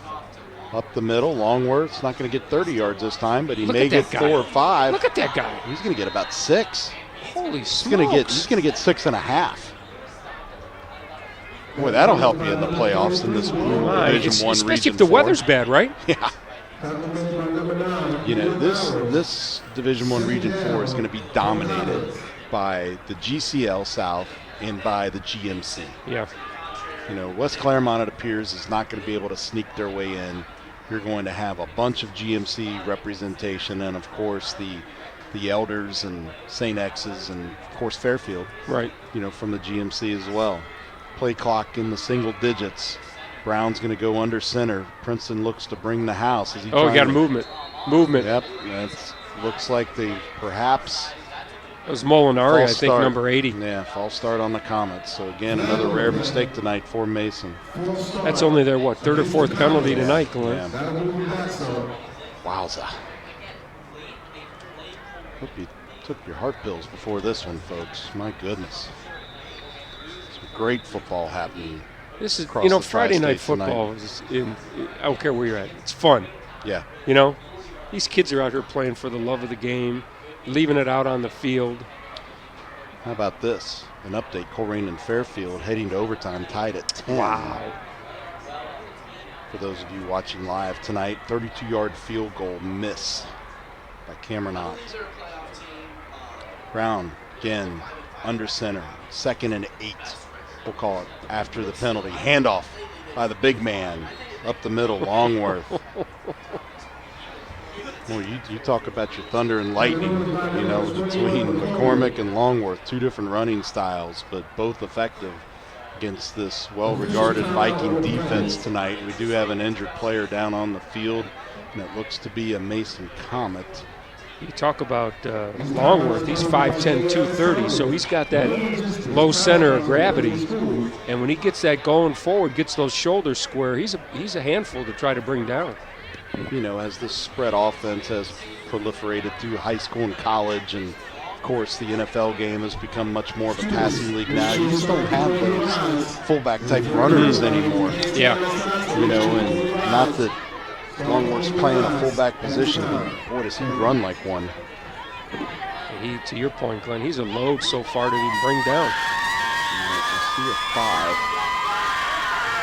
And we're going to get the player up. That's 56 for Mason. I don't see him on the roster. One of those fortunate situations where sometimes the provided rosters don't match up with what's actually happening on the field. So it's 3rd and 4 for Mason. Let's start the clock here in a second. They don't even have a 56 listed on their roster online on the Mason website. Brown under center, 3rd and manageable. Boy, Princeton flinched. He must really be getting them with the hard count. McCormick's going to be held short. I think Princeton's got to call timeout here. Have to be critical. That doesn't look like a great spot. It sure looked to me like he got more than a yard there. So 4th down for the Comets. Decision time for Brian Kastner. The ball is on the 29-yard line. You need to get it up just inside the 26. Brown's going to come off. Coming onto the field is number 16, Brett Waxelblatt. So Brown's off. Interesting. I thought maybe he jogged back out. Yeah, there he is. He must have just went over to get some clarification on something. He'll be in pistol. Trying to draw him off sides. They're trying to get him to jump. Mason still with a full complement of timeouts, and there it is. So good nose on that one, Mike. Yep. Well, with 2:50 to go in the game, I wouldn't be surprised if Mason doesn't bring out the number 11, Brooks Curran, to see if he can kick that field goal. Boy, I would. 38-19, make it a 19-point game, a 4-possession game. Yeah. Well, essentially. Guess you could do it in 3 if you get the 2-point conversions going. So sorry for the misspeak on that. I see him out there. I see Brooks Curran out there warming up his legs, so I think he's coming in to attempt that field goal. Kind of interesting. I kind of want to see him try a field goal after seeing him with his kickoffs. Yeah. He's definitely got the leg to get there. Well, you know, my uneducated opinion is sometimes you can get away with not kicking field goals in the regular season. Sure want to have somebody you can rely on in the postseason. Yep. Especially, again, in this brutal region, Division I Region 4, that these GMC and GCL South teams find them in for the most part. Brown calls for the ball. Pressure from behind, but he releases. Pass is incomplete. No Laundry on the field. Was trying to get that out to Wexelblatt, excuse me. So a turnover on downs. So the Vikings, trailing by 16, are going to take the ball over at their own 29-yard line. Here's a replay. Boy, it hit him. Oh, did it hit him in the hands? I thought maybe the defender might have got an arm in there. Go in there. What is that? Regardless, good play on either side. Man, what a game. So I think Mason's going to let him get 4, 5, 10 yards at a crack. Just got to keep that big play from happening. Lakota East has beat Hamilton 21-14 for those of you watching in real time. There's a pass complete out to the 35. He sheds one tackler, but 3 or 4 more guys are waiting on him. That's fine. Clock continues to run. To the 38-yard line. D'Angelo Foster is going to pull that one in for the Vikings. Good pickup of about 9 yards, but unfortunately, you got to start thinking about going deep. And still some offensive confusion, it looks like. Durham tries to clarify things. 2 receivers to either side. Here comes the pressure. He's going to step up away from it. Evades one from behind. Nice run there. Got another one of those ankle breakers. I think that was Caden Evans.